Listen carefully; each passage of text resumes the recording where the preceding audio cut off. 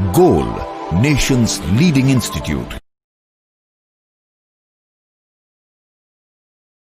Hello students, goal institute के through NTA ने जो टेस्ट सीरीज निकाली है या टेस्ट कंडक्ट कर रहा है, जितने भी डिफरेंट सेट्स हैं उनका डिटेल में सोल्यूशन आपको वीडियो लेक्चर के थ्रू इस लॉकडाउन में प्रोवाइड कर रहा है, जो कि पूरे ऑल ओवर इंडिया में ये फर्स्ट इंस्टीट्यूट है जो इस प्रकार का एक उसने बहुत ही अच्छा सोसाइटी के लिए स्टेप उठाया है। तो आप लोग इसका फायदा उठाइए एंड इसको सॉल्व करिए। आज हम लोग यहाँ पर फिजिकल केमिस्ट्री के क्वेश्चंस को, सेट 1 के फिजिकल केमिस्ट्री के क्वेश्चंस को डिटेल में सोल्यूशन देखेंगे। Hello students, welcome back. आज हम लोग एनटीए सेट 1 में फिजिकल केमिस्ट्री के क्वेश्चंस को डिटेल में डिस्कस करेंगे। देखिए, क्वेश्चन नंबर यहाँ पे 2 गिवन है। क्वेश्चन में बोल रहा है कि at STP 0.5 mole of hydrogen gas and 1 mole of helium gas, और ये आपके सामने 4 ऑप्शंस आपको गिवन है। तो आपको ये यहाँ पर एक वर्ड उसने यूज किया है एसटीपी। एसटीपी का मतलब आपको पता है स्टैंडर्ड टेम्परेचर एंड प्रेशर। इसका मतलब यहाँ पे जो टेम्परेचर और प्रेशर है वो फिक्स है। वो कौन सा टेम्परेचर है? स्टैंडर्ड टेम्परेचर लिया है, तो टेम्परेचर फिक्स और प्रेशर फिक्स। और आपको बोल रखा कि 0.5 mole of hydrogen gas and 1 mole of helium gas. तो 0.5 mole of hydrogen gas and 0.1 mole of helium gas given है। इसका मतलब दोनों गैस के मोल वेरी कर रहे हैं, बट टेम्परेचर यहां पर फिक्स है। और हमको ये बात पता है कि अगर गैस के केस में टेम्परेचर कांस्टेंट होता है तो गैस की एवरेज काइनेटिक एनर्जी फिक्स होती है। टोटल काइनेटिक एनर्जी टेम्परेचर के साथ साथ नंबर ऑफ मोल पर भी डिपेंड करती है, लेकिन एवरेज काइनेटिक एनर्जी केवल और केवल टेम्परेचर पर डिपेंड करती है। तो एवरेज काइनेटिक एनर्जी का फार्मूला होगा 3/2 kT, जहां पर K हो गया बोल्ट्जमैन कांस्टेंट और K की वैल्यू हो जाएगी R/Na, यानी gas constant upon Avogadro number. Clear? तो आप देखो K तो कांस्टेंट हो गया और 3/2 तो नंबर है। तो इसका मतलब ये हुआ कि average kinetic energy directly proportional to क्या होगा? टेम्परेचर। बाकी किसी बात पर डिपेंड नहीं करेगी एवरेज काइनेटिक एनर्जी। लेकिन यहीं पर अगर टोटल काइनेटिक एनर्जी की आप बात करें तो फार्मूला होगा 3/2 nRT। तो टोटल काइनेटिक एनर्जी टेम्परेचर पर भी डिपेंड करेगा एंड गैस के नंबर ऑफ मोल पर भी डिपेंड करेगा। तो जैसे यहां पर देखिए 4 ऑप्शन में have equal average kinetic energy इसने बोला है। तो एवरेज काइनेटिक एनर्जी जब वर्ड यूज किया तो हमें तो फिर मोल तो देखना ही नहीं है यहां पर, क्योंकि मोल वेरी कर रहा है, बट यहां तो मोल देखना ही नहीं है, क्योंकि एवरेज काइनेटिक एनर्जी केवल और केवल टेम्परेचर पर डिपेंड करती है। तो हम लोग यहां पर ये कह सकते हैं कि दोनों गैस के मोल डिफरेंट होते हुए भी टेम्परेचर फिक्स है, इसलिए दोनों का एवरेज काइनेटिक एनर्जी इक्वल होगी। दोनों की एवरेज काइनेटिक एनर्जी इक्वल होगी। लेकिन अगर यहीं पे क्वेश्चन में टोटल काइनेटिक एनर्जी की बात कर लेता तो total kinetic energy temperature fix होते हुए भी यहां पर वेरी करेगी, क्योंकि क्वेश्चन के अंदर मोल यहां पर क्या कर रहे हैं? वेरी कर रहे हैं। तो इसमें बेस्ट आंसर जो आपको दिख रहा है वो क्या होगा? 4th आंसर होगा कि have equal average kinetic energy. समझ में आ गया? आसान है, इसमें कोई खास बात नहीं है, तो क्लियर हो गया होगा। अब आइए जरा क्वेश्चन नंबर हम लोग नेक्स्ट देखते हैं, 3rd। क्वेश्चन नंबर 3rd देखते हैं। क्वेश्चन 3rd में आपसे बोल रखा है कि suppose 5 gram of acetic acid are dissolved in 1 litre of ethanol. अच्छा, 5 ग्राम एसिटिक एसिड को हम लोगों ने डिसॉल्व किया है 1 लीटर ऑफ इथेनॉल। तो आपको पता है कि एसिटिक एसिड, वैसे तो लैंग्वेज से ही समझ में आ रहा है कि एसिटिक एसिड यहां पर सल्यूट है और इथेनॉल यहां पर जो है सॉल्वेंट है। एक तो क्योंकि लैंग्वेज से समझ में आ रहा है, और दूसरा आपके पास ये भी मेथड है कि जिसका अमाउंट कम होता है वो हमेशा सल्यूट होता है, ये भी आपने पढ़ा है। तो 5 ग्राम एसिटिक एसिड आपने लिया एंड 1 लीटर इथेनॉल आपने लिया, तो ऑब्वियस है कि 5 ग्राम एसिटिक एसिड का अमाउंट कम है, इसलिए एसिटिक एसिड यहां पर सल्यूट होगा और इथेनॉल यहां पर क्या होगा, सॉल्वेंट होगा। क्लियर। आगे बोलता है कि assume no reaction in between them, इनके बीच में कोई भी रिएक्शन नहीं हुई है, तो फिर मोल भी नहीं चेंज हुए होंगे। Calculate molality of resulting solution, जब एक को दूसरे में मिक्स किया गया तो जो रिजल्टिंग सोल्यूशन बना उसकी हमको मोलैलिटी बतानी है, मोलैलिटी। तो सबको पता है कि मोलैलिटी का फार्मूला क्या होगा, number of mole of solute, B stands for solute, upon weight of solvent in KG, upon weight of solvent in KG. समझ में आ गया, number of mole of solute upon weight of solvent in KG. And number of mole of solute को आप further break कर लीजिए, weight of solute in gram upon molar mass of solute in gram into weight of solvent in KG. तो देखिए wait of salute, salute कौन है, acetic acid, जो कि वेट कितना गिवन है 5 ग्राम, तो हम यहां पे नीचे लिख दे रहे हैं कि वेट ऑफ सल्यूट हो गया 5 ग्राम। एंड एसिटिक एसिड बोल रखा है इसने, तो एसिटिक एसिड हो गया CH3COOH, तो इसका मोलर मास अगर आप निकालेंगे तो 60 आ जाएगा, आपको याद ही होगा। Are dissolve in 1 litre of ethanol, यानी वॉल्यूम ऑफ सॉल्वेंट आपको गिवन है 1 लीटर, ठीक। बट यहां पर हमको सॉल्वेंट का वेट चाहिए, ना कि सॉल्वेंट का वॉल्यूम। तो हम क्या करेंगे, डेंसिटी देखिए यहां पर गिवन है, डेंसिटी ऑफ इथेनॉल 0.789 ग्राम। तो डेंसिटी हमको सॉल्वेंट की पता है, सॉल्वेंट का वॉल्यूम पता है, तो सॉल्वेंट का वेट आ जाएगा। फॉर्मूला क्या होगा, density is equal to mass by volume. तो मास निकाल लें तो ये हो जाएगा डेंसिटी इंटू वॉल्यूम। अब मास हमको किसका निकालना, सॉल्वेंट का, तो डेंसिटी भी सॉल्वेंट की होनी चाहिए और वॉल्यूम भी सॉल्वेंट का ही होना चाहिए। तो डेंसिटी सॉल्वेंट की कितनी हो गई है 0.789 ग्राम, एंड वॉल्यूम सॉल्वेंट का कितना गिवन है 1 लीटर। अब यहां पे देखिए जो डेंसिटी है वो ग्राम पर एमएल में, डेंसिटी ग्राम पर एमएल में, तो वॉल्यूम को भी आपको एमएल में लेना पड़ेगा। तो वॉल्यूम आप इंटू 1000 कर दीजिए, तो कितना हो गया 789, ये ग्राम आ गया। This is the wait of solvent, और वैल्यू अब रख देते हैं, मोलैलिटी तुरंत निकल आएगी। तो मोलैलिटी जिसको आप स्मॉल एम से डिनोट करते हैं, that is wait of salute, ये आपको गिवन है 5 ग्राम, मोलर मास ऑफ सल्यूट ये आपको पता है 60, एंड वेट ऑफ सॉल्वेंट हो गया 789 ग्राम। बट मोलैलिटी में वेट ऑफ सॉल्वेंट वो केजी में होना चाहिए, तो आप इसको डिवाइड बाय 1000 कर लीजिए, यानी इंटू 1000 हो जाएगा। और आप जब इसको सॉल्व करेंगे तो आंसर आ जाएगा 0.1056 मोलल। इसकी यूनिट क्या होगी, मोलल या मोल पर केजी, मोलल या मोल पर केजी। तो अब देख लीजिए आंसर मिला लीजिए। फर्स्ट इसका आंसर समझ में आ रहा है, तो क्वेश्चन थर्ड का आंसर 1 होगा। कैसे होगा समझ में आया, बहुत आसान है, तो ये आपको क्लियर हो गया होगा। देखिए अगला क्वेश्चन बोलता है, in the equilibrium which one of the following option is correct. And option आपको ये रिएक्शन एक दे रखी है, acetic acid plus HF gives CH3COOH2 plus F minus. तो आपको पता है ये सिंपल एसिड बेस रिएक्शन हो रही है, और यहाँ पे ब्रॉन्स्टेड एंड लॉरी का कॉन्सेप्ट यूज हो रहा है। ब्रॉन्स्टेड एंड लॉरी का कॉन्सेप्ट क्या है, जो H+ आयन डोनर होता है, जो H+ आयन डोनर होता है वो एसिड, एंड जो H+ आयन एक्सेप्टर होता है वो बेस। तो देखिए हो क्या रहा है, CH3COOH एसिटिक एसिड कन्वर्ट हो रहा है CH3COOH2 प्लस में। इसका मतलब यहां पर इसने H+ आयन एक्सेप्ट किया, तो एसिटिक एसिड यहां पर बेस की तरह काम करेगा, क्योंकि ये H+ आयन एक्सेप्ट कर रहा है। एंड HF कन्वर्ट हो रहा है F माइनस में, आपको दिख रहा है यहां से इसने H+ आयन को रिलीज किया, तो HF जो होगा वो एसिड की तरह काम करेगा।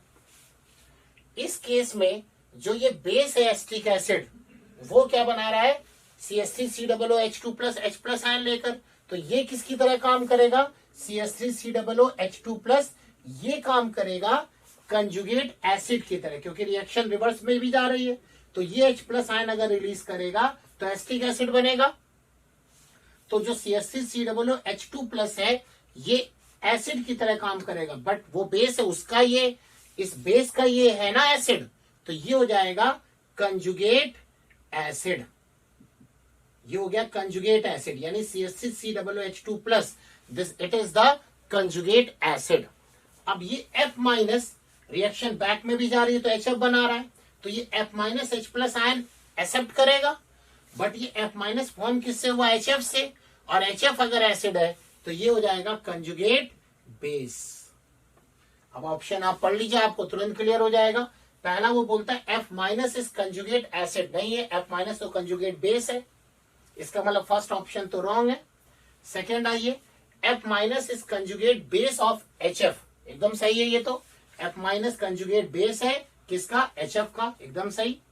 Third, acetic acid is the conjugate acid, नहीं, एसिटिक एसिड तो बेस है, तो ये भी गलत है।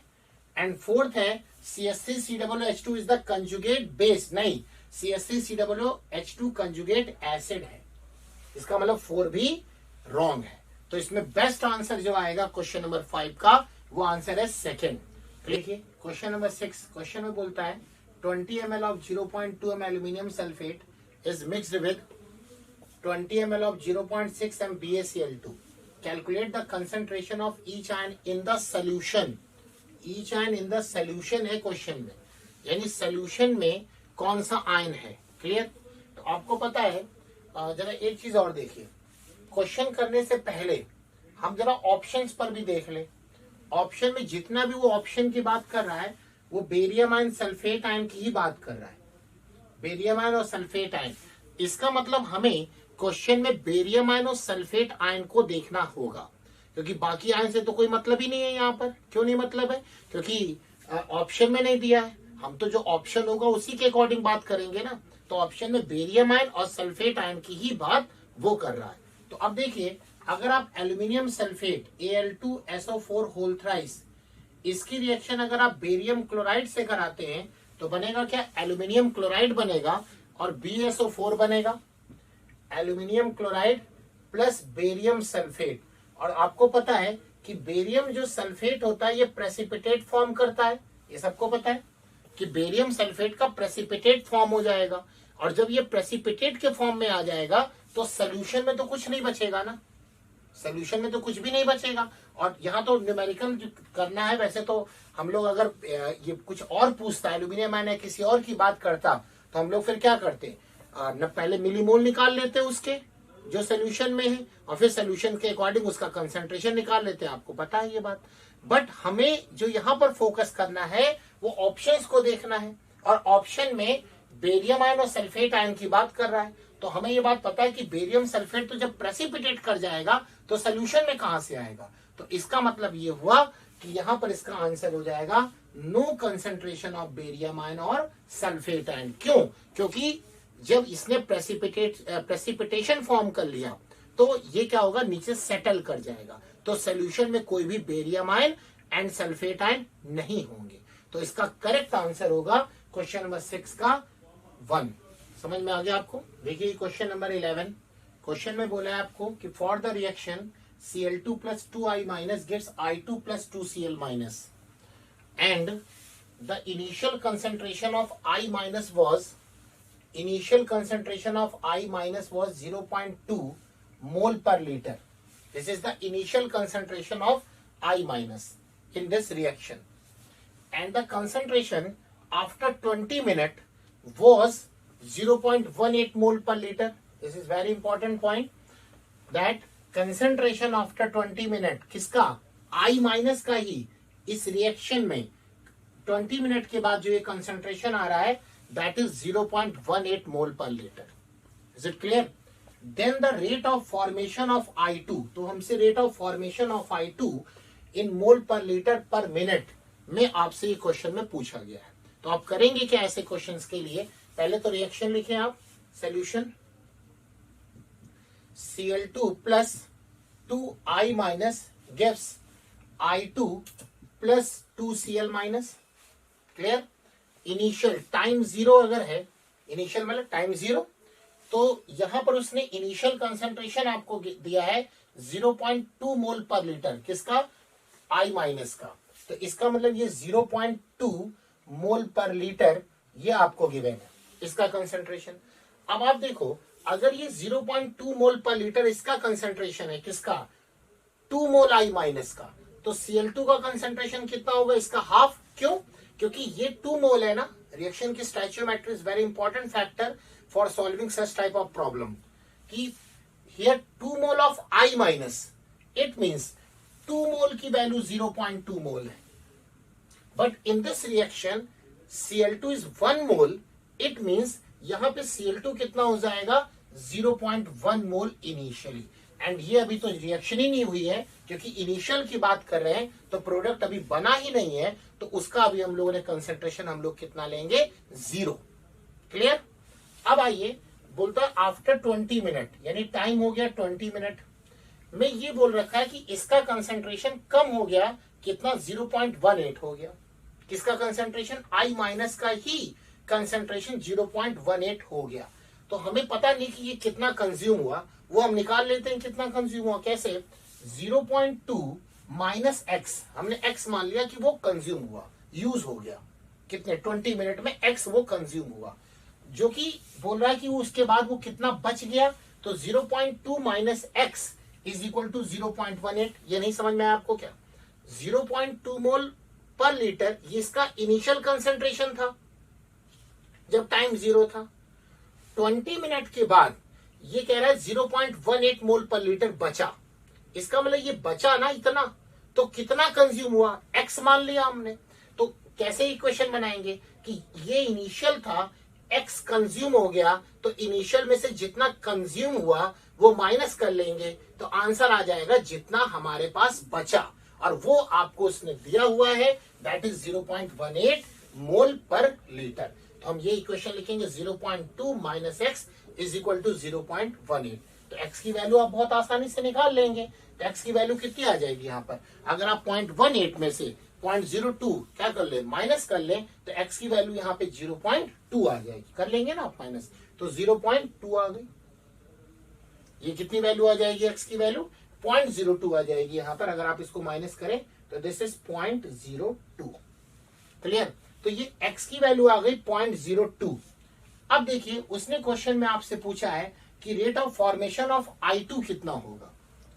तो अब फिर से आपको स्टोइचियोमेट्री देखनी होगी। क्यों?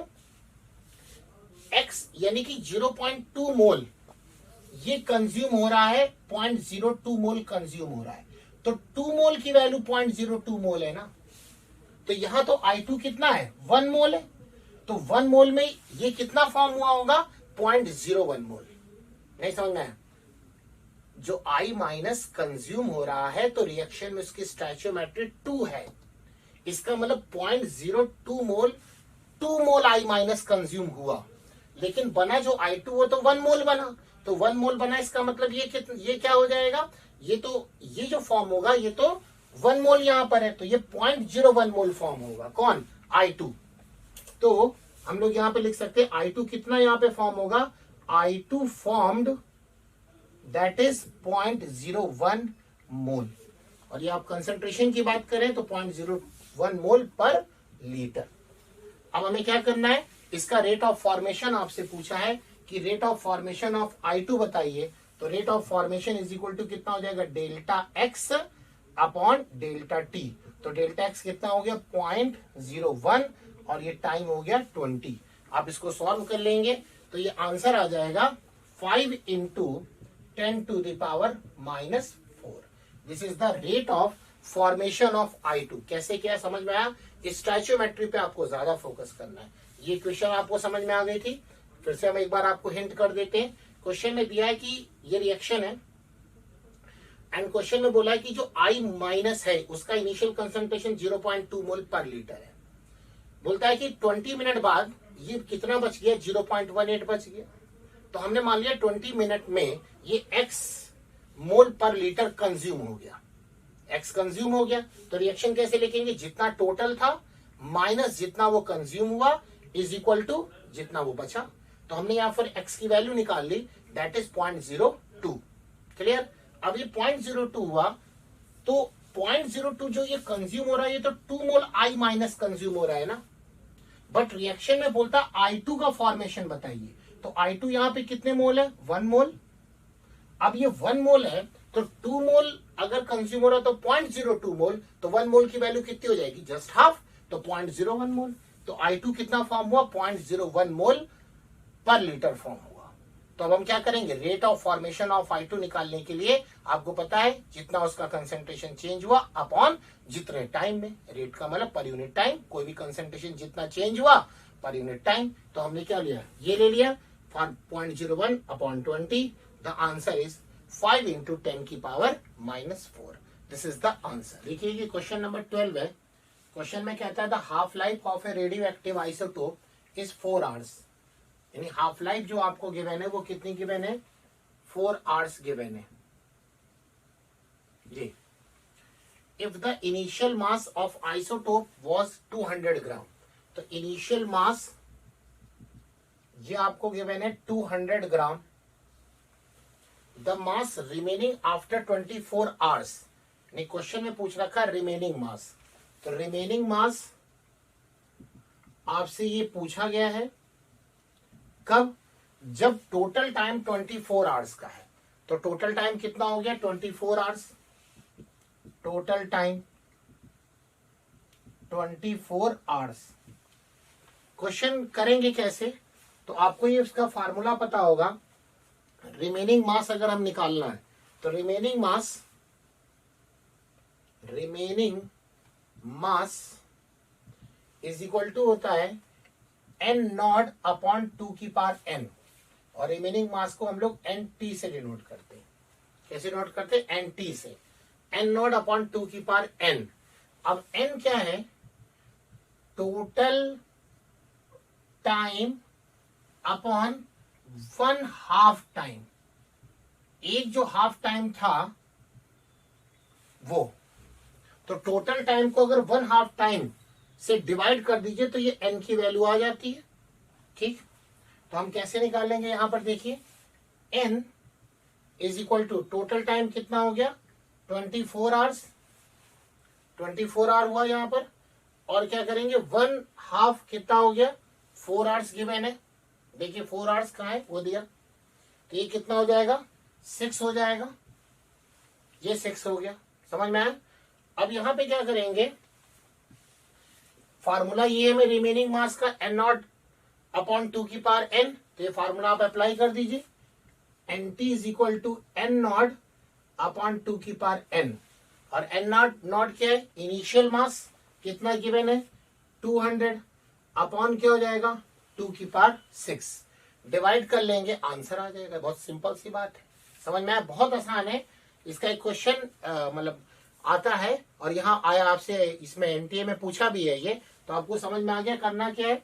रिमेनिंग मास का ये फार्मूला है n नॉट अपॉन 2 की पावर n, और n कैसे निकलता है, जितना टाइम आपको गिवन है अपॉन 1/2 टाइम, और 1/2 टाइम इसने दिया है ना 4 आवर्स, और टोटल टाइम कितना गिवन है 24 आवर। तो हमने यहाँ निकाल लिया और यहाँ वैल्यू पुट कर लिया, आंसर आ जाएगा। समझ में आया। देखिए क्वेश्चन नंबर 15, क्वेश्चन में बोल रखा है कि the total pressure of mixture of hydrogen and oxygen is 1 बार। यानी कि जो टोटल प्रेशर है मिक्सचर का हाइड्रोजन और ऑक्सीजन का, वो 1 बार है। प्रेशर देने का मतलब है कि हाइड्रोजन एंड ऑक्सीजन यहाँ पर गैस है। देन बोलता है कि the mixture is allowed to react to form water. ये जो मिक्सचर है ये आपस में रिएक्ट करके वाटर का फॉर्मेशन कर रहा है, which is completely removed to leave, which is completely removed, जो कि हट गया, वाटर पूरी तरह से हटा दिया गया। And only pure hydrogen at a pressure of 0.35 bar. ठीक है, remove to leave, only pure hydrogen at a pressure of 0.35 bar. यानी कहने का मतलब हाइड्रोजन और ऑक्सीजन की जब रिएक्शन कराई तो वाटर बना। ठीक है, अब इसमें से बोल रहा है कि केवल हाइड्रोजन 0.35 बार यहां पर बच रही है। यानी ये जो दे रखा है ये लेफ्ट हाइड्रोजन का प्रेशर गिवन है, लेफ्ट हाइड्रोजन का प्रेशर गिवन है। फिर बोलता है assuming ideal gas behaviour and that all pressure measurements were made under the same condition of temperature and volume. It means पूरी रिएक्शन में टेम्परेचर और वॉल्यूम का कोई चेंजेस इन्होंने नहीं किया है, कांस्टेंट रखा है। देन क्वेश्चन आपसे पूछता है कि mole fraction of hydrogen in the original mixture, यानी कि जितना पहले आपने क्या लिया था, हाइड्रोजन और ऑक्सीजन का जो मिक्सचर था वो 1 बार था। इसमें से हाइड्रोजन जो बच गई वो कितनी बची, 0.35 बार। तो बोल रहा है कि हमें मोल फ्रैक्शन ऑफ हाइड्रोजन बताइए जो कि ओरिजिनल मिक्सचर में थी, यानी जो हाइड्रोजन रिएक्शन के बाद बची उसका मोल फ्रैक्शन नहीं पूछा उसने टोटल हाइड्रोजन का मोल फ्रैक्शन पूछा है। तो क्वेश्चन में हमें करना क्या पड़ेगा, पहले ये फाइंड करना पड़ेगा कि अगर 1 बार में जो हाइड्रोजन और ऑक्सीजन गैस का प्रेशर है उसमें से हाइड्रोजन कितनी बची, ये तो पता चल गया। हम ये निकाल लें कि हाइड्रोजन कितनी कंज्यूम हुई। क्यों, अगर हमें ये पता चल गया कि हाइड्रोजन कितनी कंज्यूम हुई तो उसका प्रेशर और जितनी बची उसका प्रेशर का सम अपॉन टोटल प्रेशर आ गया mole fraction of hydrogen. Idea नहीं समझ में आया क्या आपको? बहुत सिंपल है। हाइड्रोजन और ऑक्सीजन की रिएक्शन कराइए, वाटर बन गया। क्लियर? शुरू में उसने हाइड्रोजन और ऑक्सीजन का प्रेशर आपको दिया हुआ है मिक्सचर का 1 बार। फिर क्वेश्चन में बोला है उसने कि हाइड्रोजन यहां पर बच रही है 0.35 बार। तो हमें ओरिजिनल मिक्सचर का मतलब कि टोटल यानी रिएक्शन से पहले जो हाइड्रोजन थी जितनी, उसका हमें मोल फ्रैक्शन बताइए। तो कैसे निकलेगा, थोड़ा सा दिमाग लगाइए, बहुत आसान है। हमें लेफ्ट हाइड्रोजन का प्रेशर पता है, हम क्या कर लें, हम कंज्यूम्ड हाइड्रोजन का प्रेशर निकाल लें। तो कंज्यूम्ड हाइड्रोजन का प्रेशर और लेफ्ट हाइड्रोजन का प्रेशर का सम ये हो गया टोटल हाइड्रोजन और अपॉन टोटल प्रेशर तो 1 ही है, ये हो गया उसका मोल फ्रैक्शन। मोल फ्रैक्शन तो आपको पता है ना, जिसका निकालना उसका प्रेशर अपॉन टोटल प्रेशर, यही होता है ना mole fraction. Clear in the gas state. तो अब करें क्या कि लेफ्ट हाइड्रोजन कितनी हो गई, 0.35 बार। क्लियर? तो इसका मतलब अगर हाइड्रोजन इतनी बची तो टोटल गैस कंज्यूम कितनी हुई ये निकल आएगा। कैसे? Total consumed, total pressure of consumed gas, total pressure of consumed gas कितना, टोटल प्रेशर था 1 माइनस ये बच गया तो हमें आ गया ना टोटल प्रेशर, यानी 0.35 माइनस कर लीजिए तो ये कितना हो जाएगा 5 और ये आ गया 6, यानी 0.65 बार। ये क्या है, ये जितनी gas, not hydrogen not oxygen, दोनों का सम, जितनी गैस कंज्यूम हुई है वो उसका प्रेशर है। क्लियर? तो अब रिएक्शन आप लिखें, H2 plus O2 gives H2O, balance कर लीजिए तो इसको हाफ O2 कर लीजिएगा, वो तो वाटर में रहेगा, ये गैस है, ये गैस है। तो अब जरा देखो हाइड्रोजन कितना है X, तो ऑक्सीजन कितना होगा X/2 होगा। ठीक है, तो हम यहां पे क्या करें, हम ये हाइड्रोजन ले रहे हैं जो हाइड्रोजन कंज्यूम है, तो कंज्यूम्ड हाइड्रोजन X है और ऑक्सीजन कितने हो गए X/2। क्यों सर यहाँ पे आप कंज्यूम्ड हाइड्रोजन की बात क्यों कर रहे हो, टोटल हाइड्रोजन की बात क्यों नहीं कर रहे हो? क्योंकि टोटल हाइड्रोजन तो हमको पहले पता है नहीं, मिक्सचर पता है। हम करेंगे क्या, इस X प्लस X/2 को 0.65 के इक्वल कर देंगे। क्यों? क्योंकि ये X है इस हाइड्रोजन गैस का प्रेशर और X/2 है इस ऑक्सीजन गैस का प्रेशर। ऑक्सीजन तो पूरी कंज्यूम हो चुकी है, बट ये X हम ले रहे हैं जो हाइड्रोजन कंज्यूम्ड हुई। ये X क्या है, कंज्यूम्ड हाइड्रोजन का प्रेशर, और ये X/2 क्या है, टोटल ऑक्सीजन, क्योंकि ऑक्सीजन तो कुछ बची ही नहीं थी, तो इसका प्रेशर। हम इन दोनों को अगर इक्वल कर दें, जितनी टोटल गैस कंज्यूम हुई, इसका मतलब X क्या हो गया, कंज्यूम्ड हाइड्रोजन, वही निकाल लेते हैं। तो X plus X/2 is equal to 0.65। तो आप क्या कर लेंगे, यहाँ पर x की वैल्यू यहाँ पर फाइंड कर लीजिए। तो x की वैल्यू जैसे आप यहाँ पर फाइंड करेंगे तो आंसर कितना आ जाएगा, अगर हम x की वैल्यू यहाँ पे ले ले तो आप सॉल्व कर लीजिए इसको। तो 2x यानी 3x/2, आपने 2 एलसीएम लिया तो 2x plus x 3x/2 is equal to 0.65। अब ये क्या है, अब x की वैल्यू आ गई कितनी, 0.65 इंटू 2/3, ठीक है 0.6। आप ये यहां तक नोट कर लीजिए। आप इसको यहाँ पे सॉल्व भी कर सकते हैं, कितनी आ जाएगी 0.65 इंटू 2/3। तो ये कितना हो जाएगा x की वैल्यू अगर आप सॉल्व करेंगे तो 0.65 इंटू 2/3 ये लगभग आ जाएगा 0.433 के इक्वल, 0.433। ये क्या बार, क्योंकि प्रेशर है ये तो उसके इक्वल आ गया। समझ में हमने क्या किया यहाँ पर, x प्लस x/2 ये कौन से x है, हाइड्रोजन का प्रेशर है कंज्यूम्ड हाइड्रोजन का, और x/2 इसको हमने 0.65 के इक्वल किया। तो जैसे ये क्या था, ये कंज्यूम्ड हाइड्रोजन का टोटल प्रेशर था, तो यहाँ जो हाइड्रोजन होगा वो कंज्यूम्ड हाइड्रोजन होगा। तो x की वैल्यू आ गई, तो कंज्यूम्ड हाइड्रोजन आपको पता चल गई और लेफ्ट हाइड्रोजन तो आपको पता है ही। तो आपको आ गई ना टोटल हाइड्रोजन कितनी है, पता लग गया टोटल हाइड्रोजन। तो total pressure of hydrogen gas ये क्या हो जाएगा, pressure of consumed hydrogen plus left hydrogen. Pressure of consumed hydrogen that is 0.433 and left hydrogen that is 0.35। तो आप इसको ऐड कर लीजिए, 0.433 प्लस 0. कितना 35, तो ये कितना आ जाएगा 0.78, 0.785 भी 3 हो जाएगा ना, 0.783। ये बार आ गया किसका, ये हाइड्रोजन इतनी टोटल ओरिजिनल में, क्योंकि टोटल तो हमारे पास प्रेशर कितना था 1 बार, तो 1 बार में हाइड्रोजन ऑक्सीजन दोनों थी, तो हाइड्रोजन कितनी थी 0.783। नहीं समझ में आया क्या, बहुत आसान है, थोड़ा सा दिमाग लगाइए आराम से आ जाएगा। हमारे ख्याल में आपको समझ में आ गया होगा, तो ये क्लियर हुआ।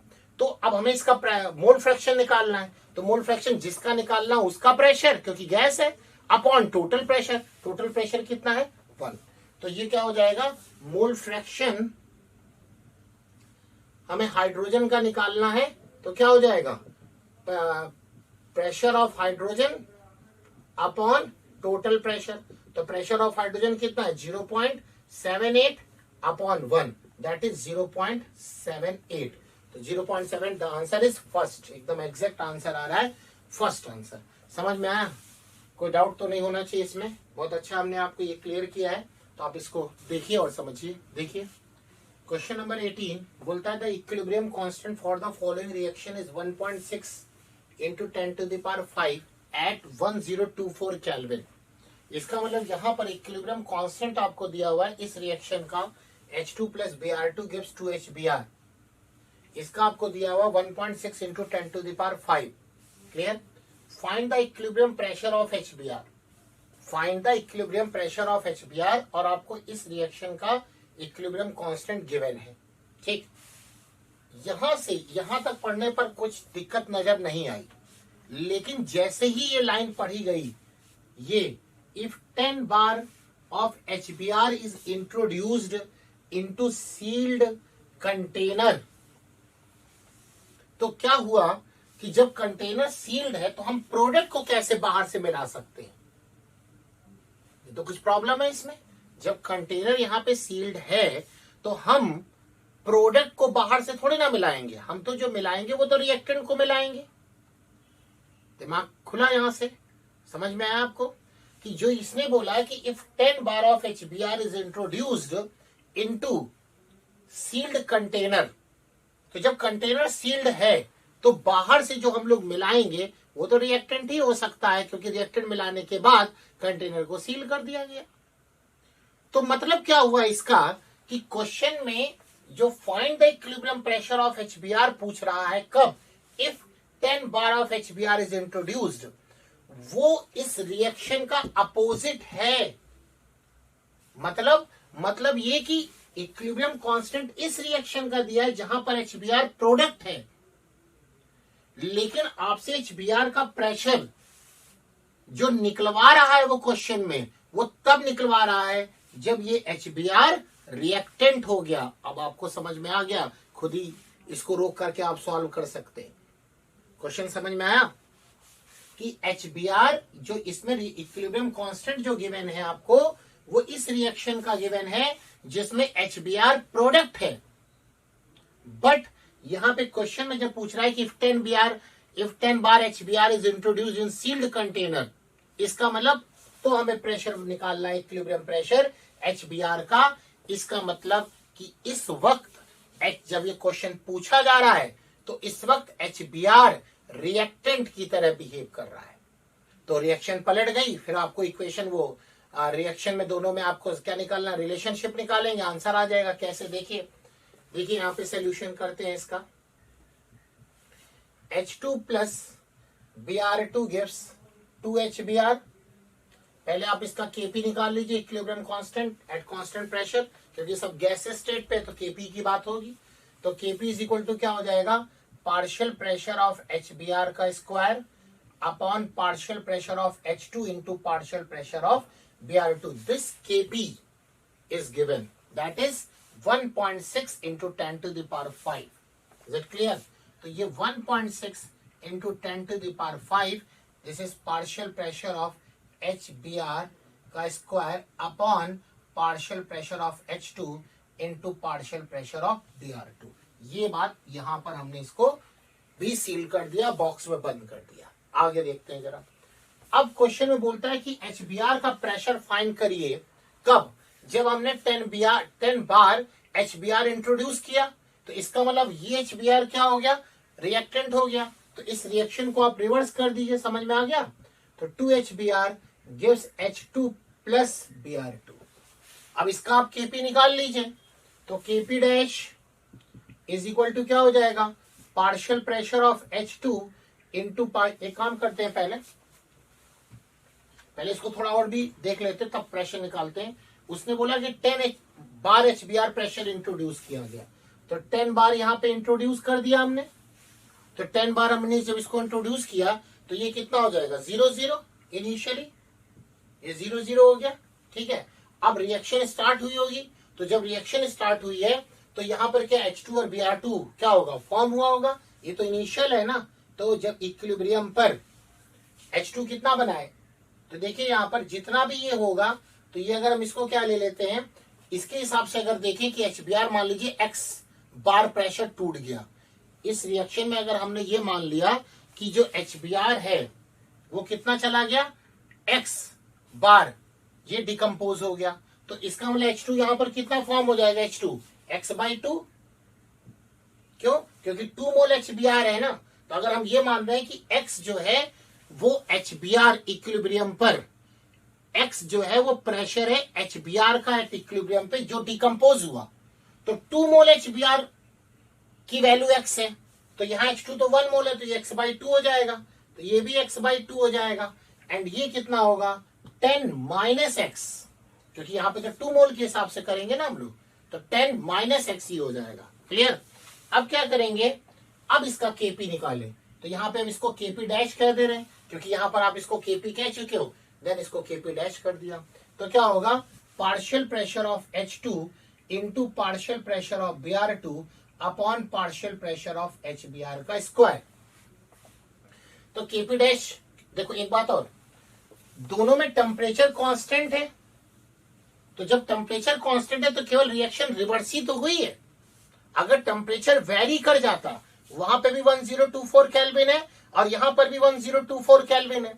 अगर टेम्परेचर वेरी कर जाता तो उस केस में यहां से जो Kp आप इसका निकाल रहे हैं, वो Kp हम इस Kp डैश में रिलेशन करके नहीं निकालते, क्योंकि इक्विलिब्रियम कांस्टेंट की वैल्यू टेम्परेचर पर ही डिपेंड करती है, और टेम्परेचर कांस्टेंट होगा तभी इस प्रकार का आप रिलेशन कर पाएंगे। तो फिलहाल इस क्वेश्चन में टेम्परेचर उसने कांस्टेंट किया हुआ है 1024 केल्विन, एंड बाद में भी 1024 केल्विन है। तो ये जो Kp डैश की वैल्यू है, हम इससे यूज कर सकते हैं। कैसे, आपको पता ही है कि यहाँ पे देखिए HBr ऊपर और H2 Br2 नीचे है, यहाँ पर HBr नीचे है, तो क्या हो जाएगा, जो केपी डैश होगा वो 1 अपॉन केपी नहीं होगा क्या? ये तो आसान है, ये तो आप कर लोगे कि इसको भी बताना पड़ेगा, बहुत आसान है। ये तो बहुत लोअर क्लास से आप करते आए हो कि ये देखिए ये क्या है, यहाँ पर HBr ऊपर और H2Br2 नीचे है, यहाँ HBr नीचे और H2Br2 ऊपर है, यहाँ भी स्क्वायर है, यहाँ भी स्क्वायर है, तो कोई रूट रूट का भी चक्कर नहीं है। बस क्या हो जाएगा, केपी डैश 1 अपॉन केपी के इक्वल होगा। केपी डैश 1 अपॉन केपी के क्या हो जाएगा, इक्वल हो जाएगा। अगर इस इक्वेशन को यानी इस इक्वेशन को और इस इक्वेशन को अगर आप रिलेट कर दे तो समझ में रिलेशन नहीं आया तो बहुत आसान है। देखो यहाँ HBr ऊपर है, H2Br2 नीचे है, यहाँ H2Br2 ऊपर HBr नीचे है, तो आप इनको रिलेट कर लीजिए। टेम्परेचर कांस्टेंट है तो Kp is equal to 1 upon Kp dash.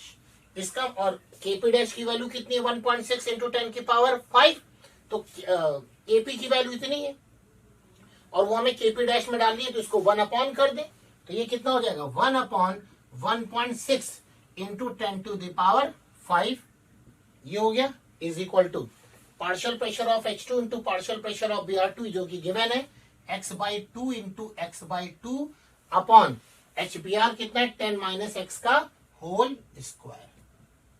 तो ये क्या हो जाएगा, यहाँ पर और सॉल्व करें तो 1 upon 1.6 into 10 to the power 5 is equal to x/2 का whole square upon 10 minus x का होल स्क्वायर। स्क्वायर हटाइए, यहाँ रूट लगा लीजिए, x की वैल्यू निकाल लीजिए, दैट इज 0.05 बार।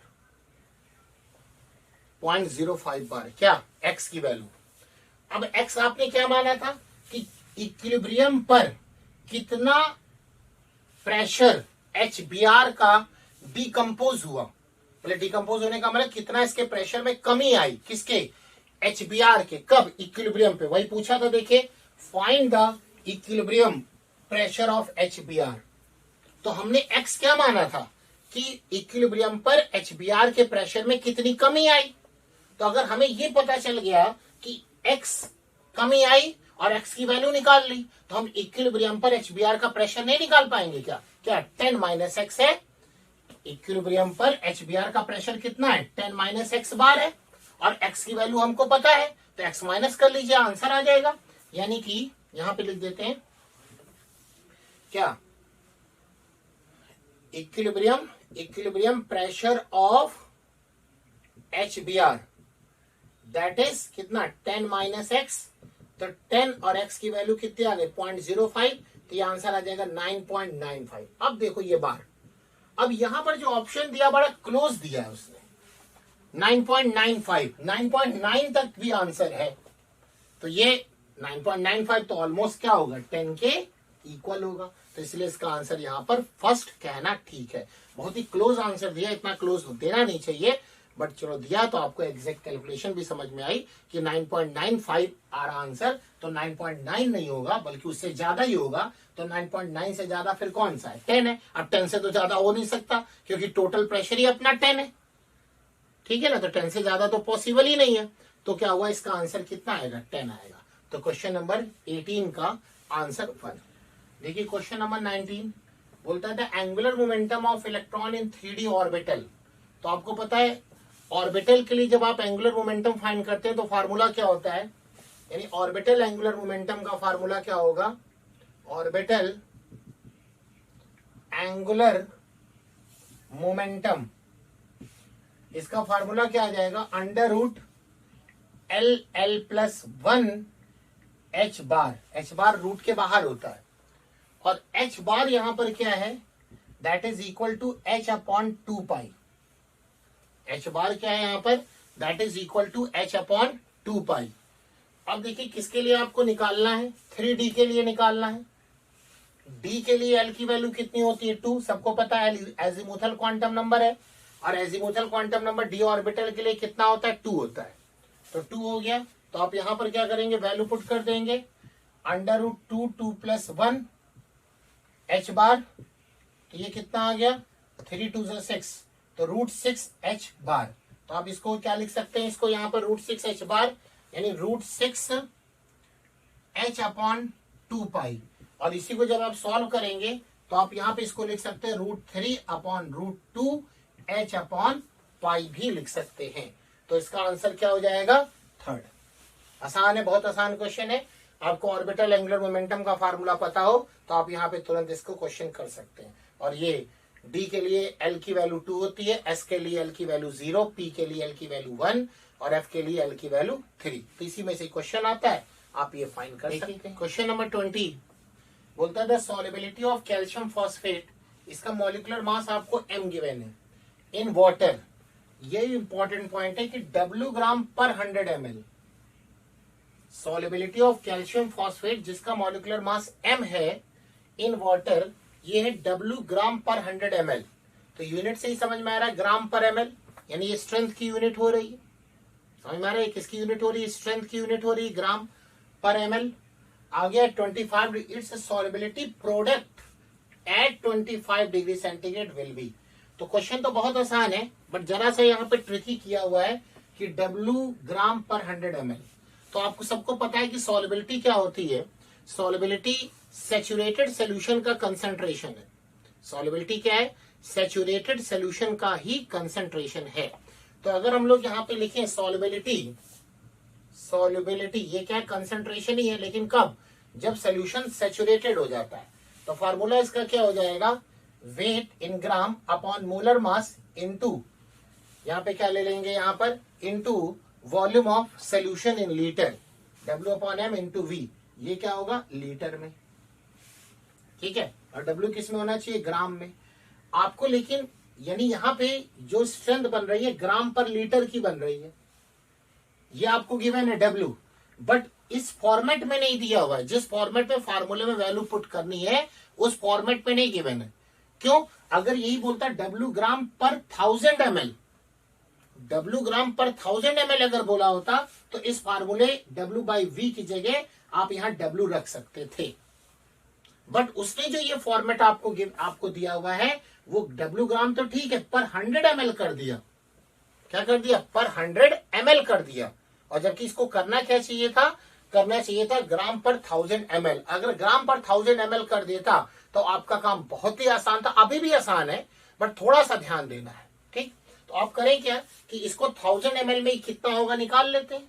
भाई 100 ml में अगर ये W ग्राम है तो 1000 ml में 1000 क्यों बोल रहे हैं? अरे भाई ये लीटर है ना, तो 1 लीटर मतलब 1000 ml ही तो हुआ, 1000 ही तो हुआ, तो 1000 में निकाल लेते हैं हम लोग यहाँ पर।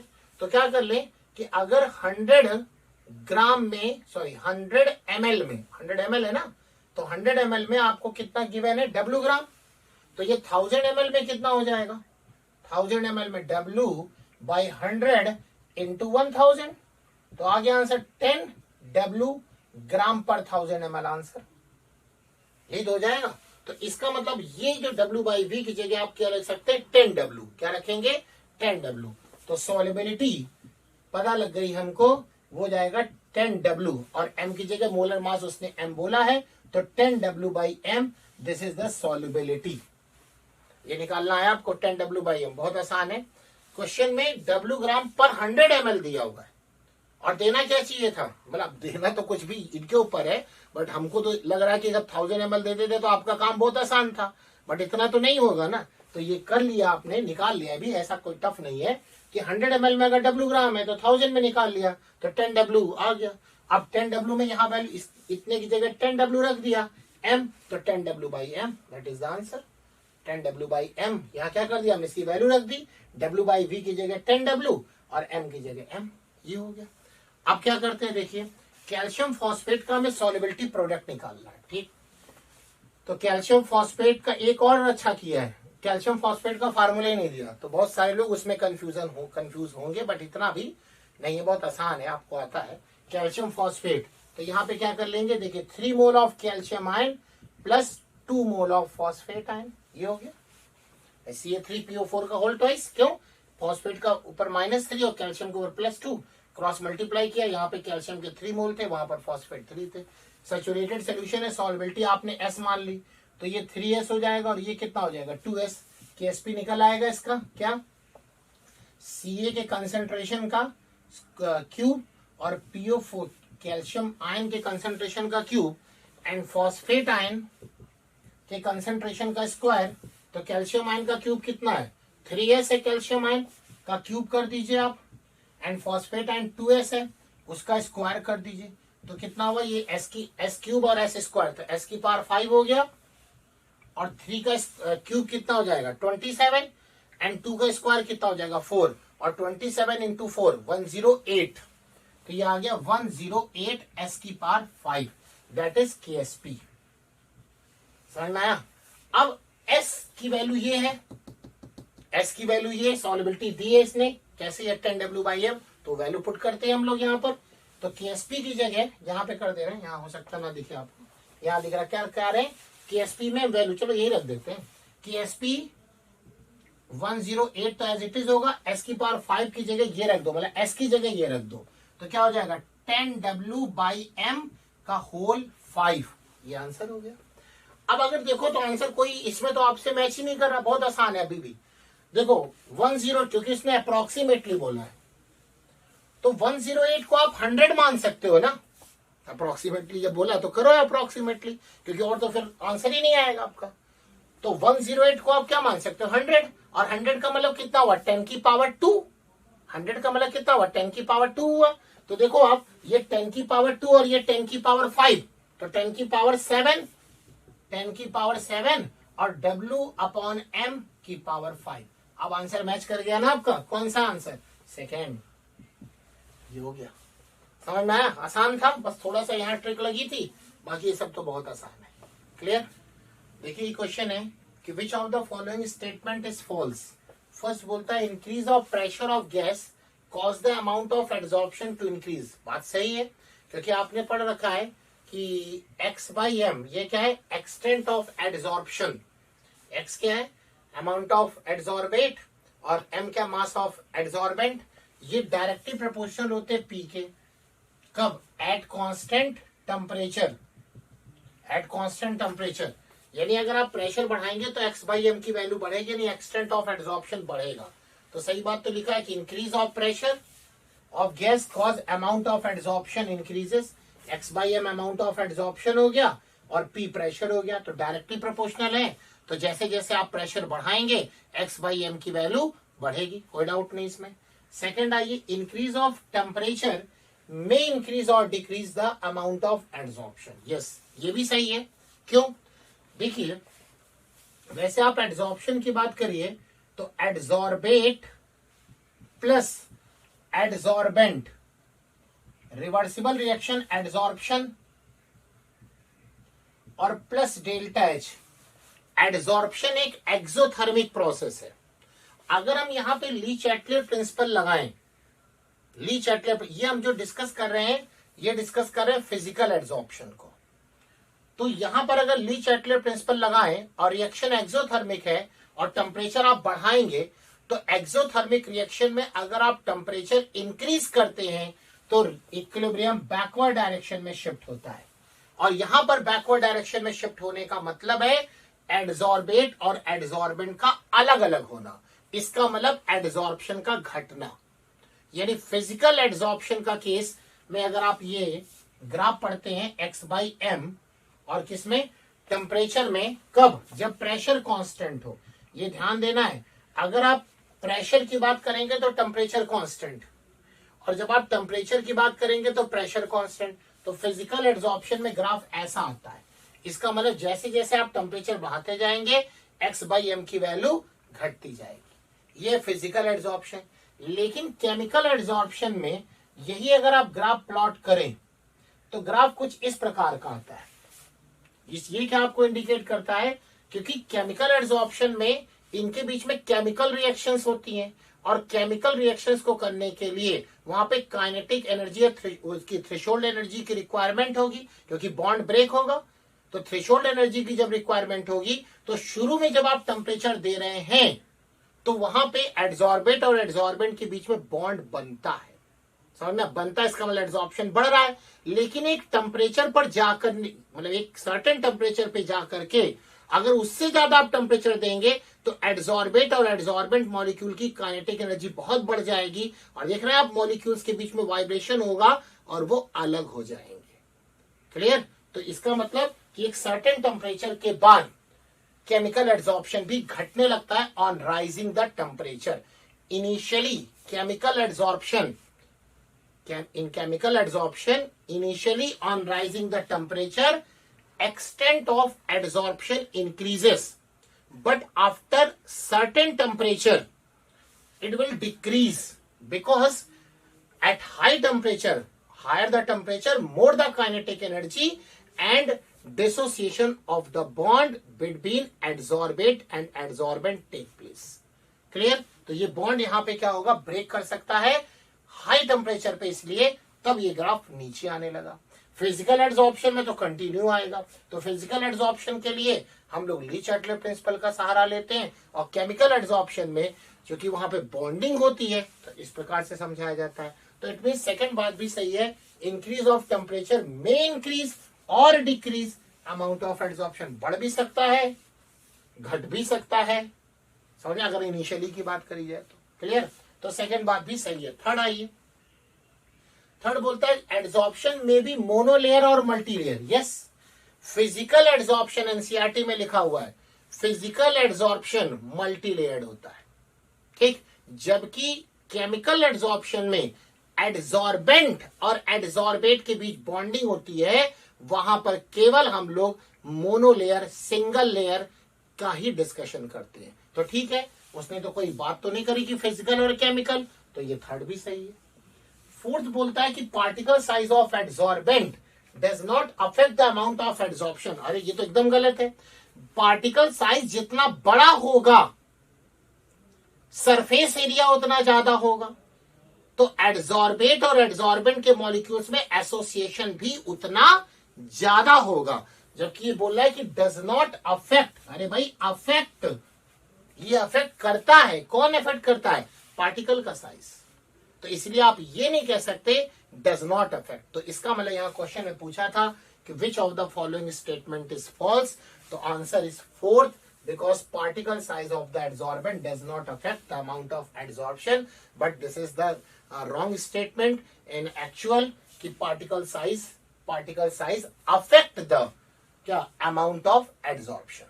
समझ में आएगी? क्वेश्चन नंबर 23, क्वेश्चन में आपसे बोला है कि equal volume of monoatomic and diatomic gases are taken at same temperature and pressure, the ratio of the adiabatic exponents of the gases will be।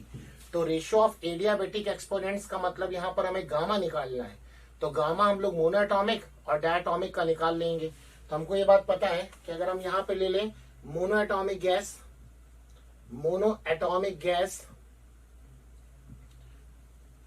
और इसका हम यहाँ पे लिख दें Cp, तो Cp कितना हो जाएगा मोनोएटॉमिक के लिए 5/2R, एंड डायटॉमिक गैस ले लें,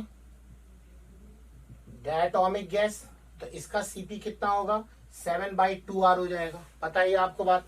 अगर हम Cv ले लें यहाँ पर, तो मोनोएटॉमिक के लिए Cv कितना होता है 3/2R, तो ये हो गया 3/2R, और ये कितना होगा 5/2R। अब हम लोग क्या कर लें, मोनोएटॉमिक के लिए आप गामा निकाल लें, तो गामा इज इक्वल टू कितना होगा Cp/Cv। क्लियर?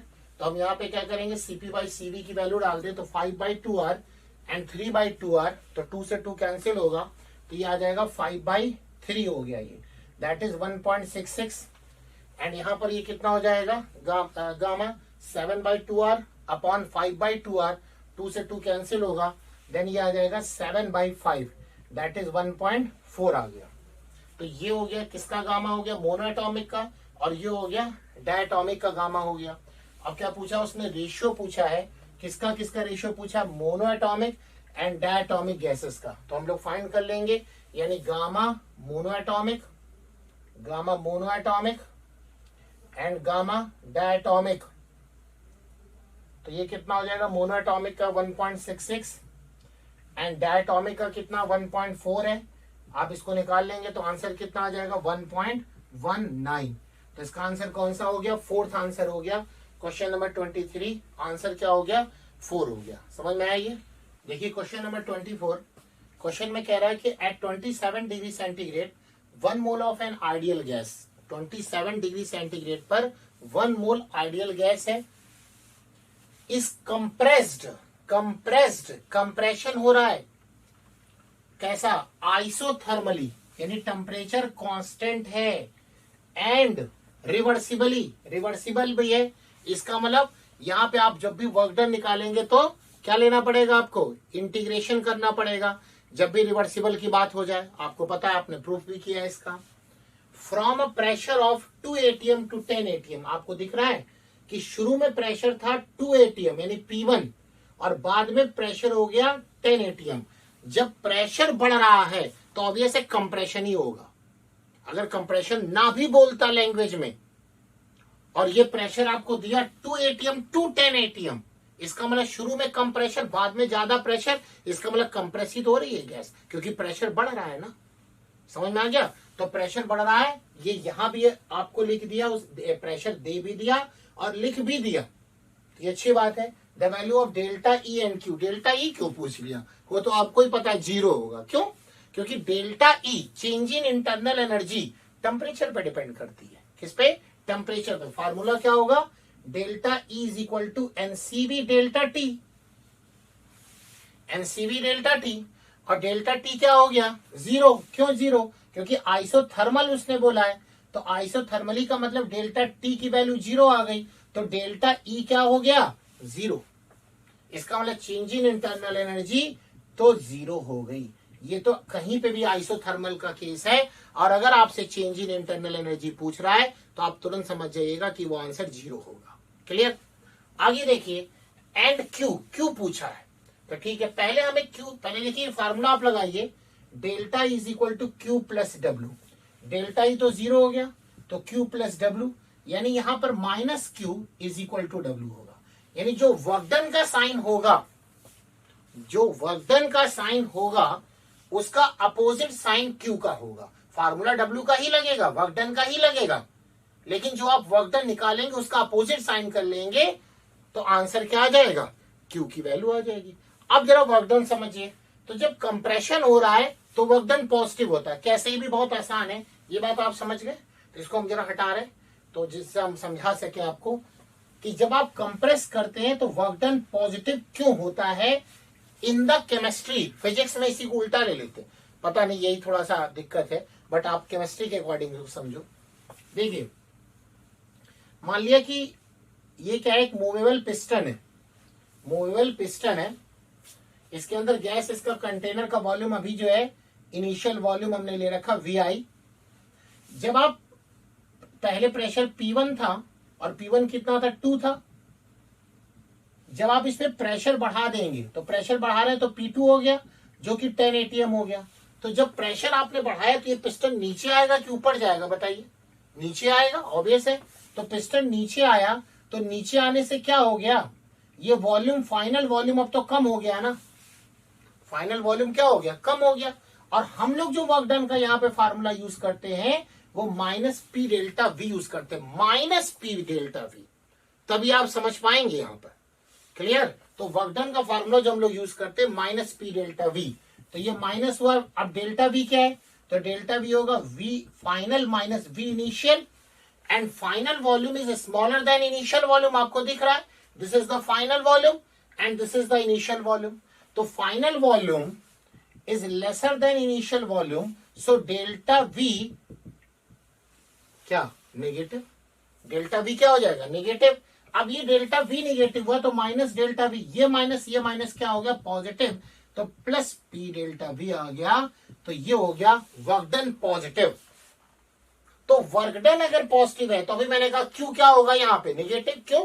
क्योंकि delta E is equal to Q plus W, delta E तो 0 है, तो क्यू प्लस डब्ल्यू, तो minus Q is equal to W होगा ना। जो वर्क डन का साइन होगा उसका अपोजिट साइन यहाँ पर क्यू का होगा। तो वर्क डन का साइन पॉजिटिव आ रहा है तो क्यू क्या आएगा, नेगेटिव आएगा। समझ में आया? तो अब यहाँ पे सॉल्व कर लेते हैं, फार्मूला लगाते हैं। फार्मूला तो यहाँ पे रिवर्सिबल का फार्मूला लगेगा, ये आप नोट कर चुके होंगे, इसको हटा रहे हैं।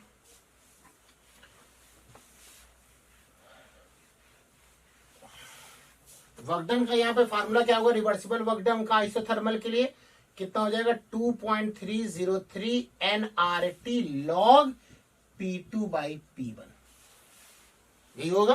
तो आप वैल्यू डाल दीजिए 2.303, एन कितना दिया, 1 मोल दिया है।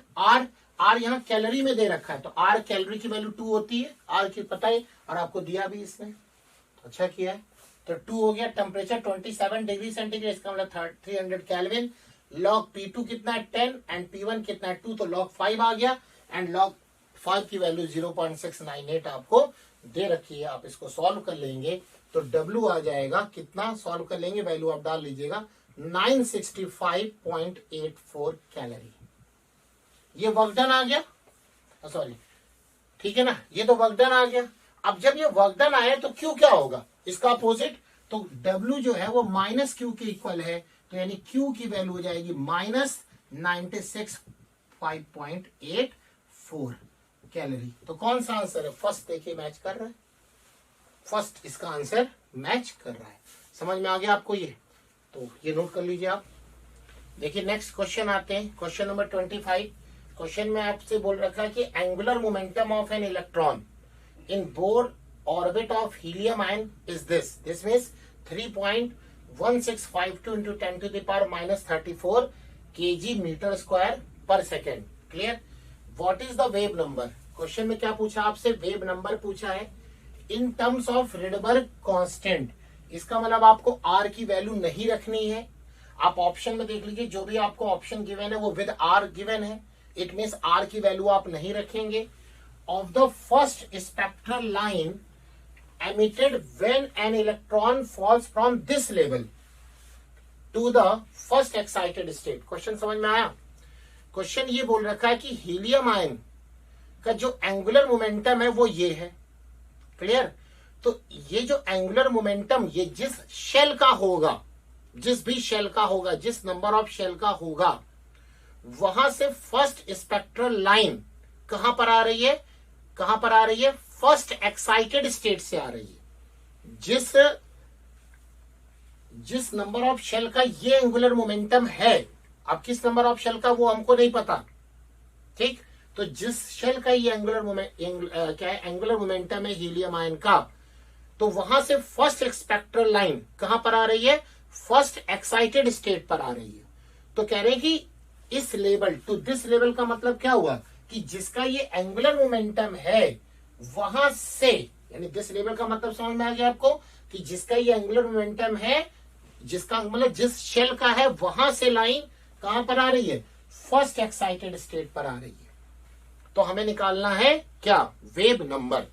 तो पहले एक बात आपको बता दें कि फर्स्ट एक्साइटेड स्टेट का मतलब होता है 2, यानी नंबर ऑफ शेल क्या हो गया 2। जिस शेल के आगे एक्साइटेड वर्ड लग जाता है तो वो शेल वो नहीं रहती, बल्कि उसमें 1 प्लस हो जाता है। अगर हम बोले यहां पे सेकेंड एक्साइटेड स्टेट, इसका मतलब शेल जो हो जाएगी वो हो जाएगी थर्ड। अगर हम बोले थर्ड एक्साइटेड स्टेट, तो जो शेल होगी वो हो जाएगी 4। समझ में आया आपको। तो देखिए यहां पर हम पहले काम ये करते हैं कि जिस ये हीलियम आयन का ये जो एंगुलर मोमेंटम गिवन है, इसके लिए क्या कर ले हम लोग, इसके लिए हम नंबर ऑफ शेल निकाल ले। कैसे, तो हमारे को पता है, सोल्यूशन पे आते हैं, हमको पता है एंगुलर मोमेंटम का फार्मूला क्या होगा,